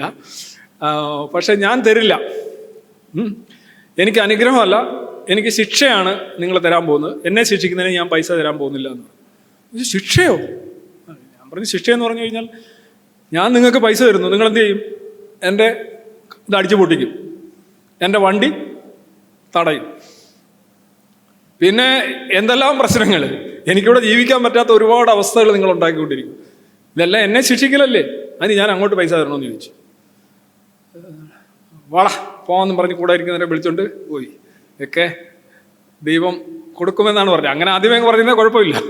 ഇപ്പം എന്ന് പറഞ്ഞതുപോലെ ഈ സാധനങ്ങളെല്ലാം ഒഴിവാക്കിക്കൊണ്ട് വ്യക്തിക്ക് കുഴപ്പമില്ലാതെ ആരും ഇത് ആഘോഷിക്കുകയോ ആചരിക്കുകയോ ഒന്നും ചെയ്യുന്നില്ല. എല്ലാ വിശ്വാസങ്ങളും പ്രശ്നമാണ്. രാഷ്ട്രീയക്കാർക്ക് ചൂഷണം ചെയ്യാൻ പറ്റുന്നത് എന്തുകൊണ്ടാണ്? ഇവിടെ BJP അല്ലെ അതേപോലെയുള്ള പാർട്ടികൾ അധികാരത്തിൽ വരുന്നത് എന്തുകൊണ്ടാണ്? ഈ ആളുകൾക്ക് വിശ്വാസം ഉള്ളത് കൊണ്ടാണ്. ഫെയ്ത്ത്. ഇപ്പം രാമൻ എന്ന് പറയുമ്പോൾ ആളുകൾ രാമൻ എന്ന് പറഞ്ഞ് കല്ല് എടുത്തുകൊണ്ട് പോകുന്നത് എന്തിനാ? അവിടെ കർസവ നടക്കുന്നത് എങ്ങനെയാ? ഇവിടുന്ന് ആള് അവിടെ ചെല്ലുന്നത് എങ്ങനെയാ? രാമനിലുള്ള വിശ്വാസം. രാമൻ നിന്നണക്കൊരു അന്ധവിശ്വാസം. നമ്മുടെ രാഷ്ട്രീയവും ഭരണവും ഈ അക്രമങ്ങളും സമരങ്ങളും എല്ലാം രൂപം കൊള്ളുന്നത് ഈ ഒരു സോഫ്റ്റ്വെയറിന്റെ അടിസ്ഥാനത്തിലാണ്. ഇതിനെതിരെ നമ്മൾ ഇപ്പം തന്നെ ഇത്രയും പേര് എനിക്കൊരു പ്രശ്നവുമില്ല. ഇത് അങ്ങോട്ട് മാറി അങ്ങോട്ട് പോയി കഴിഞ്ഞാൽ പ്രശ്നമാണ്. ഇത് ലിബറേറ്റഡ് മനുഷ്യരാണ് ഇത്രയും വരുന്നത്. ഇങ്ങനെ മനുഷ്യൻ മുഴുവൻ ലിബറേറ്റഡ് ആയി കഴിഞ്ഞാൽ നമ്മുടെ നോക്ക് വേണ്ട 80% പ്രശ്നങ്ങൾ, സോഷ്യൽ ഫാമിലി പ്രശ്നങ്ങൾ, ഇൻഡിവിജ്വൽ പ്രശ്നങ്ങൾ ഇല്ലാതാവും. നമ്മുടെ രാജ്യം ഇപ്പോഴും ഇത്രയും കോടി രൂപ 7000 കോടി രൂപ ചെലവഴിച്ച് നമ്മൾ നടത്തുന്ന കാര്യം ഒന്ന് ആലോചിച്ചു. നമ്മൾ ഇതൊരു ഒളിമ്പിക്സ് നടത്തിയിട്ടില്ല. നമ്മൾ നടത്തിയിട്ടില്ല. ലോകം മുഴുവൻ എങ്ങനെ പോകുന്നു, നമ്മൾ എങ്ങോട്ട് പോകുന്നു? ഇതൊക്കെ വലിയ കാര്യമായിട്ടാണ് നമ്മൾ കാണുന്നത്. ഇത് വലിയ കാര്യമായിട്ട് കാണുന്നതിനെതിരെയാണ് മതനിന്ദ എന്ന് പറയുന്നത്. അങ്ങനെ അല്ല, ഇത് വലിയ കാര്യമല്ല, ഇത് റിഗ്രഷനാണ്. അതുകൊണ്ടാണ് താങ്കളുടെ ഒരു ആഗ്രഹചിന്തയായിട്ട് എനിക്ക് തോന്നിയത്. ഇതെല്ലാം പല്ലും നഖവും ദ്രംഷ്ടകളും ഇല്ലാത്ത മതത്തെ ജീവിക്കാൻ അനുവദിച്ചുകൂടെ സാർ? അതിൽ മോഹൻലാല് ചിത്രത്തിനകത്ത് പറഞ്ഞോണം, ഇല്ല പറ്റില്ല, അല്ലേ? അല്ല, പറ്റില്ല. ഒരു മതത്തിൽ വിശ്വസിക്കുന്ന ഒരാൾക്ക് മറ്റൊരു മതത്തെ നിന്ദ നടത്താൻ അവകാശമില്ല എന്നൊരു ഡിസ്ക്രിമിനേഷനാണ് പൊതുസമൂഹത്തിൽ കാണുന്നത്. ഇപ്പം എൻ്റെ ഒരു സുഹൃത്തിനോട് ചോദിച്ചപ്പോൾ, നീ നിൻ്റെ മതത്തിനെ എത്ര പേരെ നിന്ദിച്ചോ, നീ യുക്തിവാദിയെ നിന്നോ, പക്ഷേ മറ്റൊരു മതത്തെ നീ നിന്ദിക്കാനുള്ള അവകാശമില്ലെന്നാണ് പറഞ്ഞത്. ഇതാണ് ഒരു ചോദ്യം. പിന്നൊരു ചോദ്യം, താങ്കൾ പുളവനെ അടിക്കൽ നിർത്തി രാജവമ്പാലയെ അടിച്ചു തുടങ്ങിയപ്പോൾ ഉണ്ടായ കൂടുതൽ അറ്റാക്ക് ഏതായിരുന്നു? അതായത് താരതമ്യേന ഡോസ് കുറഞ്ഞ ഹിന്ദുവിനെയും ക്രിസ്ത്യാനിയെയും ഒക്കെ അടി തുടങ്ങി, പിന്നെ രാജവമ്പാലയെ ഇസ്ലാമിനെ അടിച്ചു തുടങ്ങിയപ്പോൾ എന്തൊക്കെ മാറ്റങ്ങളാണ് താങ്കൾക്ക് സംഭവിച്ചത്? ഇതൊക്കെയാണ് രണ്ട് ചോദ്യങ്ങൾ. അല്ല, എനിക്ക് ഭയങ്കര രസമുണ്ട്. ഇവിടെ ഇരിങ്ങാലക്കൂടെ വന്നിട്ട് ഞാൻ പുളവൻ എന്ന് പറഞ്ഞപ്പോൾ നിങ്ങൾക്ക് എല്ലാം മനസ്സിലായി. ഞാൻ എനിക്ക് ആലോചിച്ച് ഇത് പുളവൻ എന്ന് പറഞ്ഞാൽ ഇവിടെ ആർക്കും അറിയത്തില്ലായിരിക്കും ഞാൻ കരുതിയത്. ഓക്കെ, കൊല്ലം സ്ലാങ് ആണെന്ന് ഞാൻ കരുതിയത്. നിങ്ങൾക്കും അറിയാം. Very good. യു ബിലോങ് ഇവിടെയാണോ? Okay, right. ആദ്യത്തെ ചോദ്യം, നിങ്ങളൊരു മൊബൈൽ റിപ്പയർ ടെക്നീഷ്യൻ ആണെന്നിരിക്കട്ടെ. മൊബൈൽ റിപ്പയർ ചെയ്യുന്ന ടെക്നീഷ്യൻ സന്തോഷ് പല്ലത്ത് എന്ന് പറയുന്ന വ്യക്തി മൊബൈൽ ടെക്നീഷ്യനാണ്. പുള്ളിക്ക് കിട്ടുന്ന മൊബൈൽ എല്ലാം തന്നെ ആപ്പിളിൻ്റെയാണ്. ആപ്പിളിൻ്റെ മൊബൈലാണ് കിട്ടുന്നത്. പുള്ളി ഇതെല്ലാം റെഡിയാക്കി കൊടുക്കുക. എന്നാൽ ഒരാൾ വന്ന് ചോദിക്കുക, നീ എന്താ ഈ ആപ്പിളിൻ്റെ മൊബൈൽ മാത്രമേ നീ അങ്ങോട്ട് ചെയ്യൂ? നിനക്ക് മറ്റു മൊബൈലുകളെല്ലാം നിനക്ക് അങ്ങോട്ട് ചെയ്യാൻ പറ്റത്തില്ലേ? നീ അങ്ങനെ ചെയ്യുകയാണെങ്കിൽ നിന്നെ ഒരു മൊബൈൽ ടെക്നീഷ്യൻ എന്ന് വിളിക്കാൻ പറ്റത്തില്ല എന്ന് പറയുകയാണെന്നിരിക്കട്ടെ. അന്നേരം സന്തോഷ് പറയും, ചേട്ടാ എനിക്ക് ആളുകൾ കൊണ്ടുതരുന്നല്ല എനിക്ക് റിപ്പയർ ചെയ്ത് കൊടുക്കാൻ പറ്റൂ, അല്ല അവരെ ഒന്ന് പിടിച്ചു വാങ്ങിച്ച് ചെയ്യാൻ പറ്റുമോ? എൻ്റെ ഒക്കെ കൂടുതൽ വരുന്നത് ഇതാണ്. ഇപ്പോഴത്തെ ഒരു കാലഘട്ടത്തിൻ്റെ ആവശ്യമായതുകൊണ്ടായിരിക്കും എനിക്ക് ആപ്പിളാണ് കൂടുതൽ കിട്ടുന്നത്, ഞാനത് ചെയ്യുന്നു. വേറെ നിങ്ങൾ കൊണ്ടുപോകാൻ ഞാൻ ചെയ്യാം. അപ്പം എൻ്റെ ചോദ്യം ഇതാണ്, ആപ്പിളാണ് കൂടുതൽ കിട്ടുന്നത് കൊണ്ട് നിങ്ങളൊരു മൊബൈൽ ടെക്നീഷ്യൻ അല്ലാതാകുന്നില്ല. ഇനി നിങ്ങൾ സന്തോഷം പറയാം, ഓക്കെ ആപ്പിളാണ് എനിക്ക് കൂടുതൽ വരുന്നത്, അതുകൊണ്ട് ഞാൻ ആപ്പിൾ മൊബൈലുകൾ മാത്രം റിപ്പയർ ചെയ്ത് കൊടുക്കുമെന്ന് ഒരു ബോർഡും വെച്ചിട്ട് ഇരിക്കാന്നിരിക്കട്ടെ. അപ്പോൾ ആപ്പിൾ വരുന്നു, പുള്ളി റിപ്പയർ ചെയ്യുന്നു, അതുകൊണ്ട് പുള്ളി ഒരു മൊബൈൽ ടെക്നീഷ്യൻ അല്ലാതാകുന്നുണ്ടോ? ഇല്ല, പുള്ളി അപ്പോഴും മൊബൈൽ ടെക്നീഷ്യനാണ്. വേറൊരാൾ പറയാണ്, എടാ ഈ രാജ്യത്ത് എത്ര മൊബൈലുകളുണ്ട്, പല കമ്പനികളുണ്ട്, എല്ലാ കമ്പനികളുടെയും അതേ അനുപാതത്തിൽ 1 ശിവമണി ഡ്രം അടിക്കുന്നോണം ഓരോന്ന് വെച്ച് ഒരു ആപ്പിളെങ്കിൽ ഒരു സാംസങ് എങ്കിൽ ഒരു പിന്നെ ഹവായോ ഏതെങ്കിലും ഒരു സാധനം ഇങ്ങനെ അടിച്ചടിച്ച് പോയെങ്കിൽ മാത്രമേ നിന്നെ മൊബൈൽ ടെക്നീഷ്യനായിട്ട് അംഗീകരിക്കൂ എന്ന് പറഞ്ഞു കഴിഞ്ഞാൽ അവന് ചെറിയ സ്പെല്ലിംഗ് മിസ്റ്റേക്കുകളുണ്ട്. മനസ്സിലായോ? നിങ്ങൾക്ക് കൂടുതൽ വരുന്നതിന് റിപ്പയർ ചെയ്ത് കൊടുക്കാം. നിങ്ങൾ ഒരൈറ്റം റിപ്പയർ ചെയ്ത് കൊടുത്താലും മതി, അത് നിങ്ങളുടെ അവകാശം. അല്ലാതെ എല്ലാത്തിനും ആരെയും കാണിക്കാനും ബോധ്യപ്പെടുത്താനും ഒന്നും ഒരു കാര്യത്തിൽ അങ്ങനെ ചെയ്യേണ്ട കാര്യമില്ല. മതവിമർശനം എന്ന് പറഞ്ഞാൽ നിങ്ങൾ ജനിച്ച മതത്തെ മാത്രം വിമർശിക്കുക, എന്താ തിരിഞ്ഞു നിന്ന് കുറയ്ക്കുക. തിരിഞ്ഞു നിന്നും കുറയ്ക്കാം, മുന്നോട്ട് നിന്നും കുറയ്ക്കാം, അങ്ങോട്ട് നോക്കിയും കുറയ്ക്കാം, എല്ലാം കുറയ്ക്കാം. നമ്മളിതൊന്നും എടുക്കുന്നില്ല. ഇതിനാണ് സ്വാതന്ത്ര്യം എന്ന് പറയുന്നത്. മറ്റേത് മതനവീകരണമാണ്. നിങ്ങളുടെ മതത്തിലിട്ട് കലക്കുക. നിങ്ങൾ ചട്ടമ്പി സ്വാമി എന്നൊക്കെ പറയുന്നത് അവർ പറയുന്നത് മതനവീകരണമാണ്. ശ്രീനാരായണ ഗുരു മതനവീകരണം എന്ന് വേണേൽ പറയാം. അത് മതിയെങ്കിൽ നിങ്ങൾക്ക് സ്വന്തം മതത്തെ മാത്രം പഠിപ്പിക്കാം. അതാകുമ്പോൾ ഇച്ചിരി സേഫാണ്. അവര് ഇതൊന്നും അല്ല സ്വതന്ത്ര ചിന്ത, ഇതൊക്കെ ഓരോ പക്ഷം പിടിച്ചും ചാഞ്ഞും ചരിഞ്ഞുമുള്ള ഏർപ്പാടുകളാണ്. പിന്നെ നിങ്ങൾ രണ്ടാമത് പറഞ്ഞ ഞാൻ പൊളവനെ അടിക്കുന്നത് നിർത്തിയിട്ട് എന്നോട് പൊളവന്റെ കഥ പറഞ്ഞ ഒരു വലിയൊരു ഭീകര യുക്തിവാദിയാണ്. പുള്ളി ഇപ്പം മറ്റേ ഈ പറഞ്ഞ ലൈനിൽ നടക്കുകയാണ്. പുള്ളിക്ക് മനസ്സിലാവുന്നുണ്ട്, പുള്ളി എന്തെങ്കിലും ഇതുണ്ടെങ്കിൽ ഞാനാണ് എന്ന് പറഞ്ഞ് മുന്നോട്ട് വരും. സാധ്യതയില്ല. മാറ്റങ്ങൾ നിങ്ങൾ ഊഹിക്കുന്നോണം തന്നെയാണ്. കൂടുതൽ ഈ ഇൻടോളറൻസ് കൂടുതലാണ്, സ്വാഭാവികമായിട്ട് പ്രതികരണങ്ങൾ കൂടുതലാണ്, വളരെ കൂടുതലാണ്. ഇപ്പോൾ സൈബർ ലോകത്ത് തന്നെയാണെങ്കിൽ തന്നെ നിങ്ങൾക്ക് ഊഹിക്കാൻ കഴിയും. ഒരാഴ്ച 2 വീഡിയോ എങ്കിലും എനിക്കെതിരെ ഇറങ്ങാറുണ്ട്. 2 എണ്ണമെങ്കിലും എൻ്റെ ഇൻബോക്സിൽ കിട്ടാറുണ്ട്. 2 ആയിരിക്കത്തില്ല മിനിമം. അത് പിന്നെ അങ്ങനെ അങ്ങ് പോകുന്നത്. ഞാൻ ആലോചിക്കുന്ന ഈ സൈബർ ലോകം ഉണ്ടായതുകൊണ്ട് പലപ്പോഴും നമ്മൾ ഒരുപാട് രക്ഷപ്പെട്ട് നിൽക്കുന്നു എന്നുള്ളതാണ് കാര്യം. ഈ ക്രൗര്യവും വിദ്വേഷവും വെറുപ്പും എല്ലാം ഈ വീഡിയോകളായും പോസ്റ്റുകളായും കമൻറ്റുകളായിട്ടും ഒക്കെ ഇങ്ങനെ അങ്ങ് നശിച്ചു പോകുന്നല്ലോ. ഇതിനൊന്നും അവസരം കിട്ടിയില്ലായിരുന്നെങ്കിൽ ഇതൊക്കെ ആയുധങ്ങളായും രക്തച്ചൊരിച്ചിലായിട്ടൊക്കെ മാറുമായിരുന്നു ഈ സമൂഹത്തിൽ. ഈ സൈബർ ലോകം യഥാർത്ഥത്തിൽ സോഷ്യൽ മീഡിയ വലിയൊരു സേവനമാണ് ഈ കാര്യത്തിൽ ചെയ്യുന്നതെന്ന് എനിക്ക് തോന്നുന്നു. കാര്യം ഈ അക്രമോത്സുകത, ഈ ഹിംസാത്മകത അവിടെ അങ്ങ് തീരുക. അത് യൂട്യൂബിലും ഫേസ്ബുക്കിലും ഒക്കെ ആയിട്ട് അങ്ങ് തീരുക. അത് വലിയൊരു കാര്യമാണ്. So it's difficult. You know the answer and you just ask A question. മാഷിൻ്റെ ഈ സ്പീച്ചസും കാര്യങ്ങളും കേട്ടതിന് ശേഷം എനിക്ക് ഒരാളുണ്ട് നമ്മളെ ഒരു സ്വയം കാര്യങ്ങൾ ഓപ്പണായിട്ട് പറയാവുന്ന രീതിയിൽ. അപ്പോൾ അത് മാനസികമായിട്ട് കുറച്ച് ഓപ്പണായിട്ട് സംസാരിക്കുന്ന ഒരു കാര്യം വഴിവെട്ടി തരാമെന്ന് പറഞ്ഞ പോലെ ഒരു സാധനം ഇവിടെ മാഷ് ഓൾറെഡി ചെയ്തു തന്നിട്ടുണ്ട്. എനിക്കറിയേണ്ടത് നെക്സ്റ്റ് എന്താണ് മാഷിൻ്റെ പ്രോഗ്രാം. അതായത് ഉദാഹരണം, ഇപ്പോൾ എൻ്റെ കല്യാണം കഴിഞ്ഞിട്ടില്ല, ഞാൻ പറഞ്ഞ ജനങ്ങളിലേക്ക് കൂടുതൽ അടുക്കാനായിട്ട് മാഷിൻ്റെ ഒരു പ്രോഗ്രാം എന്താണെന്ന് മനസ്സിലാക്കേണ്ട ഒരു എക്സാമ്പിൾ പറയുകയാണ്. ഇപ്പോൾ എന്താ പറയുക, ഒരുപാട് ചൊവ്വാദോഷം അങ്ങനത്തെ കുറേ ദോഷങ്ങളുണ്ട് നമുക്ക് ചുറ്റും. അപ്പോൾ ഒരു യുക്തി, ഞാൻ ചിന്തിക്കുന്ന രൂപത്തിലൊരു പെൺകുട്ടി, അതായത് ഇപ്പോൾ ഉദാഹരണം മാഷൊരു വെബ്സൈറ്റ് ഓപ്പൺ ചെയ്യാണ്, മതം താല്പര്യപ്പെടാത്ത എന്നെ പോലെ ഒരാൾ, വേറെ മതം താല്പര്യപ്പെടാത്ത എന്നെ പോലെയുള്ള, നമ്മൾ നോർമലി ഇപ്പോൾ കുറേ കാര്യങ്ങളുണ്ടെങ്കിലും ഒരു ആൺകുട്ടി ഒരു പെൺകുട്ടീനെ കല്യാണം കഴിക്കാന്നൊരു നോർമൽ ഒരു കേസിലാണ് ഞാൻ പറയുന്നത്. അപ്പോൾ അങ്ങനെ വരുന്ന ഒരു സാഹചര്യത്തിൽ ഞാൻ എക്സാമ്പിൾ പറയണം മാഷ് മനസ്സിലാവാൻ വേണ്ടിയിട്ട്, ജനങ്ങളിലേക്ക് കൂടുതലേക്ക് നമുക്ക് ഇങ്ങനെ പോയാൽ പോരാ, കുറച്ചും കൂടിയും ഓപ്പണായിട്ട് പോകണം എന്നുള്ളൊരാഗ്രഹം ഉണ്ട്. അതുകൊണ്ടാണ് ഞാൻ ഉദ്ദേശിക്കുന്നത്. അങ്ങനെ വരുമ്പോൾ അടുത്ത നെക്സ്റ്റ് പ്രോഗ്രാം, അതായത് മാഷിൻ്റെ മനസ്സിലുള്ള ജനങ്ങളുമായി കൂടുതൽ അടുക്കാൻ വേണ്ടിയിട്ടുള്ള ഏതായിരിക്കും ഒരു പ്രോഗ്രാം അല്ലെങ്കിൽ ഒരു ചിന്താധാര? ഇല്ല, നമുക്ക് എൻ്റെ ലക്ഷ്യത്തിൽ അല്ല എൻ്റെ അടുത്തതിൽ ഞാൻ കൂടുതൽ ഈ പറഞ്ഞോണം ഒരു എഡ്യൂക്കേഷൻ ആണ് ഉദ്ദേശിക്കുന്നത്. അപ്പം കൂടുതൽ പിന്നെ ഞാൻ അങ്ങനെ ഈ പറഞ്ഞോണം ജനങ്ങളിലേക്ക് ഇറങ്ങി ചെല്ലുന്ന കാര്യമൊക്കെ പറഞ്ഞു. എനിക്കതിനുള്ള ഒരു ശേഷി ഇല്ലാത്ത ആളാണ് ഞാൻ. പിന്നെ അത് ഒരു വിഷയമാണ്. പിന്നെ എഡ്യൂക്കേഷൻ എന്ന് പറയുന്ന സംഗതി അല്ല, ഇന്നസെൻ്റ് പറഞ്ഞോ, എഡ്യൂക്കേഷൻ ആണ് എൻ്റെ ഒരു ഏരിയ. ഞാനത് ഒരു പബ്ലിക്കായിട്ട് നടത്താൻ ശ്രമിച്ചുകൊണ്ടിരിക്കും. ഞാൻ ക്രൈസ്റ്റ് കോളേജിലെ സ്റ്റുഡൻ്റാണ്. ഇപ്പോൾ ഞാൻ സാറിൻ്റെ ഡിബേറ്റ്സൊക്കെ കണ്ടിട്ട് എത്തിയിസ്റ്റായ ഒരാളാണ്. അപ്പം സാറ് നേരത്തെ ഒരു കാര്യം പറയുകയുണ്ടായി, അതായത് രണ്ട് മതവിഭാഗങ്ങൾ തമ്മിൽ, അതായത് അവർ തമ്മിലുള്ളൊരു കലഹം ഉണ്ടാകുന്നതിന് എങ്ങനെയാണ് ഒരു സ്വതന്ത്ര ചിന്ത പറയുന്നത് രണ്ട് മതവിഭാഗങ്ങൾ തമ്മിൽ തർക്കിക്കുന്നതിന് കാരണമാകുന്നത് എങ്ങനെയാണ് എന്ന് സാറിന് മനസ്സിലാവുന്നില്ല എന്നിപ്പോൾ സാറ് പറയുകയുണ്ടായി. ഇപ്പം ഞാൻ കണ്ടിട്ടുള്ളൊരു കാര്യമാണ്, സാധാരണ ഇപ്പോൾ എസെൻസിൽ തന്നെയുള്ള എക്സ് മുസ്ലിം ആയിട്ടുള്ള സ്വതന്ത്ര ചിന്തകർ, അപ്പോൾ അവർ മതവിമർശനം നടത്തുമ്പോൾ അതിൻ്റെ താഴെ വന്നിട്ട് മറ്റ് മതവിശ്വാസികൾ, പ്രത്യേകിച്ച് ഹിന്ദു മതവിശ്വാസികൾ പറയും ഞങ്ങളുടെ സനാതനധർമ്മത്തിൽ ഇങ്ങനെയൊന്നുമില്ല, സമാധാനമാണ്, എല്ലാവർക്കും സ്വാതന്ത്ര്യം കൊടുക്കുന്നുണ്ട്, ചാക്കി കയറ്റുന്നില്ല. അപ്പോൾ അതിൻ്റെ റിപ്ലൈ ആയിട്ട് അത് കേട്ട് ട്രിഗേർഡ് ആയിട്ടുള്ളൊരു ഇസ്ലാം മതവിശ്വാസി വന്ന് തിരിച്ച് അതിനെ മറുപടി പറയുന്നു. ചിലപ്പോൾ അത് തെറിവിളികളൊക്കെ ആയിട്ട് പോകാറുണ്ട്. അപ്പോൾ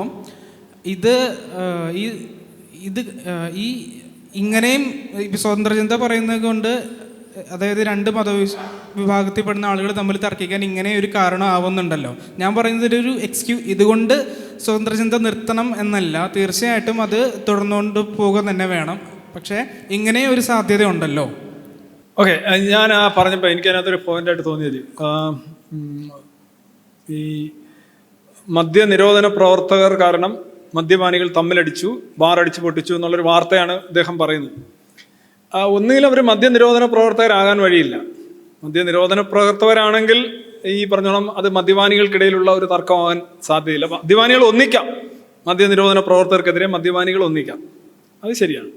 തിരിച്ച് അവർക്കെതിരെയുള്ള, അവരെ ഒരുമിപ്പിക്കുന്ന ഒരു ഘടകമായിട്ടാണ് നിരീശ്വരവാദികൾ മാറുന്നത്. നിരീശ്വരവാദികൾക്കെതിരെ എല്ലാ വിശ്വാസികളും ഒന്നിപ്പിക്കുന്നു. അവരിൽ ഒരിക്കലും ഉണ്ടാകാനിടയില്ലാത്ത ഐക്യം ഉണ്ടാക്കലാണ് നമ്മൾ ചെയ്യുന്നത്, മറിച്ച് സ്പർദ്ധയല്ല എന്നുള്ളതാണ് എൻ്റെ ആദ്യത്തെ പോയിന്റ്. പിന്നെ മറ്റൊന്ന്, ഈ മുഹമ്മദ് ഷാമി വിക്കറ്റൊക്കെ എടുക്കുമ്പോൾ സ്ഥിരമായിട്ട് ഇപ്പോൾ കഴിഞ്ഞ 1-2 വർഷമായിട്ട് നമ്മുടെ ഫേസ്ബുക്കിലൊക്കെ കാണുന്നൊരു പോസ്റ്റുണ്ട്.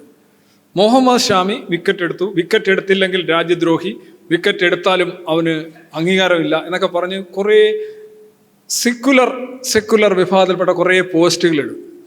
കുറേ കഴിയുമ്പോൾ അതിൻ്റെ കീഴിൽ നിങ്ങൾ ഈ പറഞ്ഞതുപോലെ ആളുകൾ കുറേ പേര് പറയും ഇത് അങ്ങനെയൊന്നുമില്ല, നിങ്ങൾ എന്തിനാണ് ഈ കുത്തിത്തിരിപ്പ് പോസ്റ്റ് ഇടുന്നത്. കുറേ പേര് വന്ന് കൈയടിക്കും. എന്നുവെച്ചാൽ ഇയാൾ വിക്കറ്റ് എടുത്തില്ലേ രാജ്യദ്രോഹിയാണ്, ആരൊന്നുമില്ല, അയാളുടെ ഒരു ഫീറ്റാണ്. ഇവർ ഇത് ഈ രീതി അവതരിപ്പിച്ചങ്ങ് വെക്കുകയാണ്. അതിൻ്റെ താഴെ വരുന്ന കമൻറ്റുകൾ എന്ന് പറഞ്ഞു കഴിഞ്ഞാൽ അനുകൂലിക്കുന്ന കമൻറ്റുകളും കുറേ കഴിയുമ്പോൾ കുറേ ആൾക്കാർക്കെതിരെയുള്ള ആരോപണങ്ങൾ വരും, അവരതിനെ പ്രതിരോധിച്ചും കൊണ്ടുവരും. കുറേ കഴിയുമ്പം അവസാനം മുഴുവൻ ഈ പറയുന്ന കമൻറ്റ് യുദ്ധങ്ങളാണ്. ഈ കമൻറ്റ് യുദ്ധങ്ങൾ നല്ല രീതിയിലല്ല. ഇങ്ങനെ ഒരു കുത്തിത്തിരിപ്പ് പോസ്റ്റ് ഇടുന്ന അണ്ണൻ ഭയങ്കര സെക്കുലർ ആണെന്നായിരിക്കും പറയുന്നത്, പക്ഷേ അണ്ണൻ ശരിക്കും ചെയ്യുന്നത് കുത്തിത്തിരിപ്പാണ്. അങ്ങനെ വരാറുണ്ട്. പക്ഷെ അങ്ങനെ ഒരു സ്വതന്ത്ര ചിന്തനം ചെയ്യാൻ പാടില്ല. അങ്ങനെ ചെയ്യുന്നവൻ സ്വതന്ത്ര ചിന്തകനുമല്ല. ഒരു പോസ്റ്റ് ഇല്ല, ചില ചാനലുണ്ട്, ഒരു പോസ്റ്റ് അങ്ങ് ഇട്ട് കൊടുക്കും, എന്നിട്ട് അതിൻ്റെ അടിയിൽ വന്ന് മെഴുകാനുള്ളവർക്കെല്ലാം മെഴുകാനും ചീത്ത വിളിക്കാനുമായിട്ടുള്ള ഇത് ഭയങ്കര പ്രശ്നമാണ്. സോഷ്യൽ മീഡിയയിലുള്ള പല പോസ്റ്റുകളും ഒരാൾ പറഞ്ഞതിൻ്റെ പകുതി പ്രസ്താവന മാത്രം എടുത്തു കൊടുക്കുക, എല്ലാത്തിനകത്തും ഇടവേള ബാബുവിൻ്റെ പടം കൊടുക്കുക. ഞാൻ അടുത്ത ഒരു വാർത്ത ഇടവേള ബാബുവായിട്ട് ഒരു ബന്ധവും ഇല്ല, പക്ഷെ അതിനകത്ത് ഇടവേള ബാബുവിൻ്റെ ഒരു പടം, ആദ്യത്തെ 100 കമൻറ്റ് ഇടവേള ബാബുവിനെതിരെയാണ്. ഇതൊക്കെ വെറും തറപ്പരിപാടിയാണ്. ഇത് കുത്തിത്തിരിപ്പാണ്. നിങ്ങൾ പറഞ്ഞ ആ ഒരു കാര്യം ഞാൻ അംഗീകരിച്ചു. എനിക്ക് ആ പോയിന്റ് പറഞ്ഞപ്പോഴാണ് എനിക്ക് ബോധ്യപ്പെട്ടത്. അങ്ങനെ ചെയ്യുന്നത് ഒരു സ്വതന്ത്ര ചിന്ത അല്ലെങ്കിൽ മതവിമർശന പദ്ധതിയുടെ ഭാഗമല്ല. ഓക്കെ.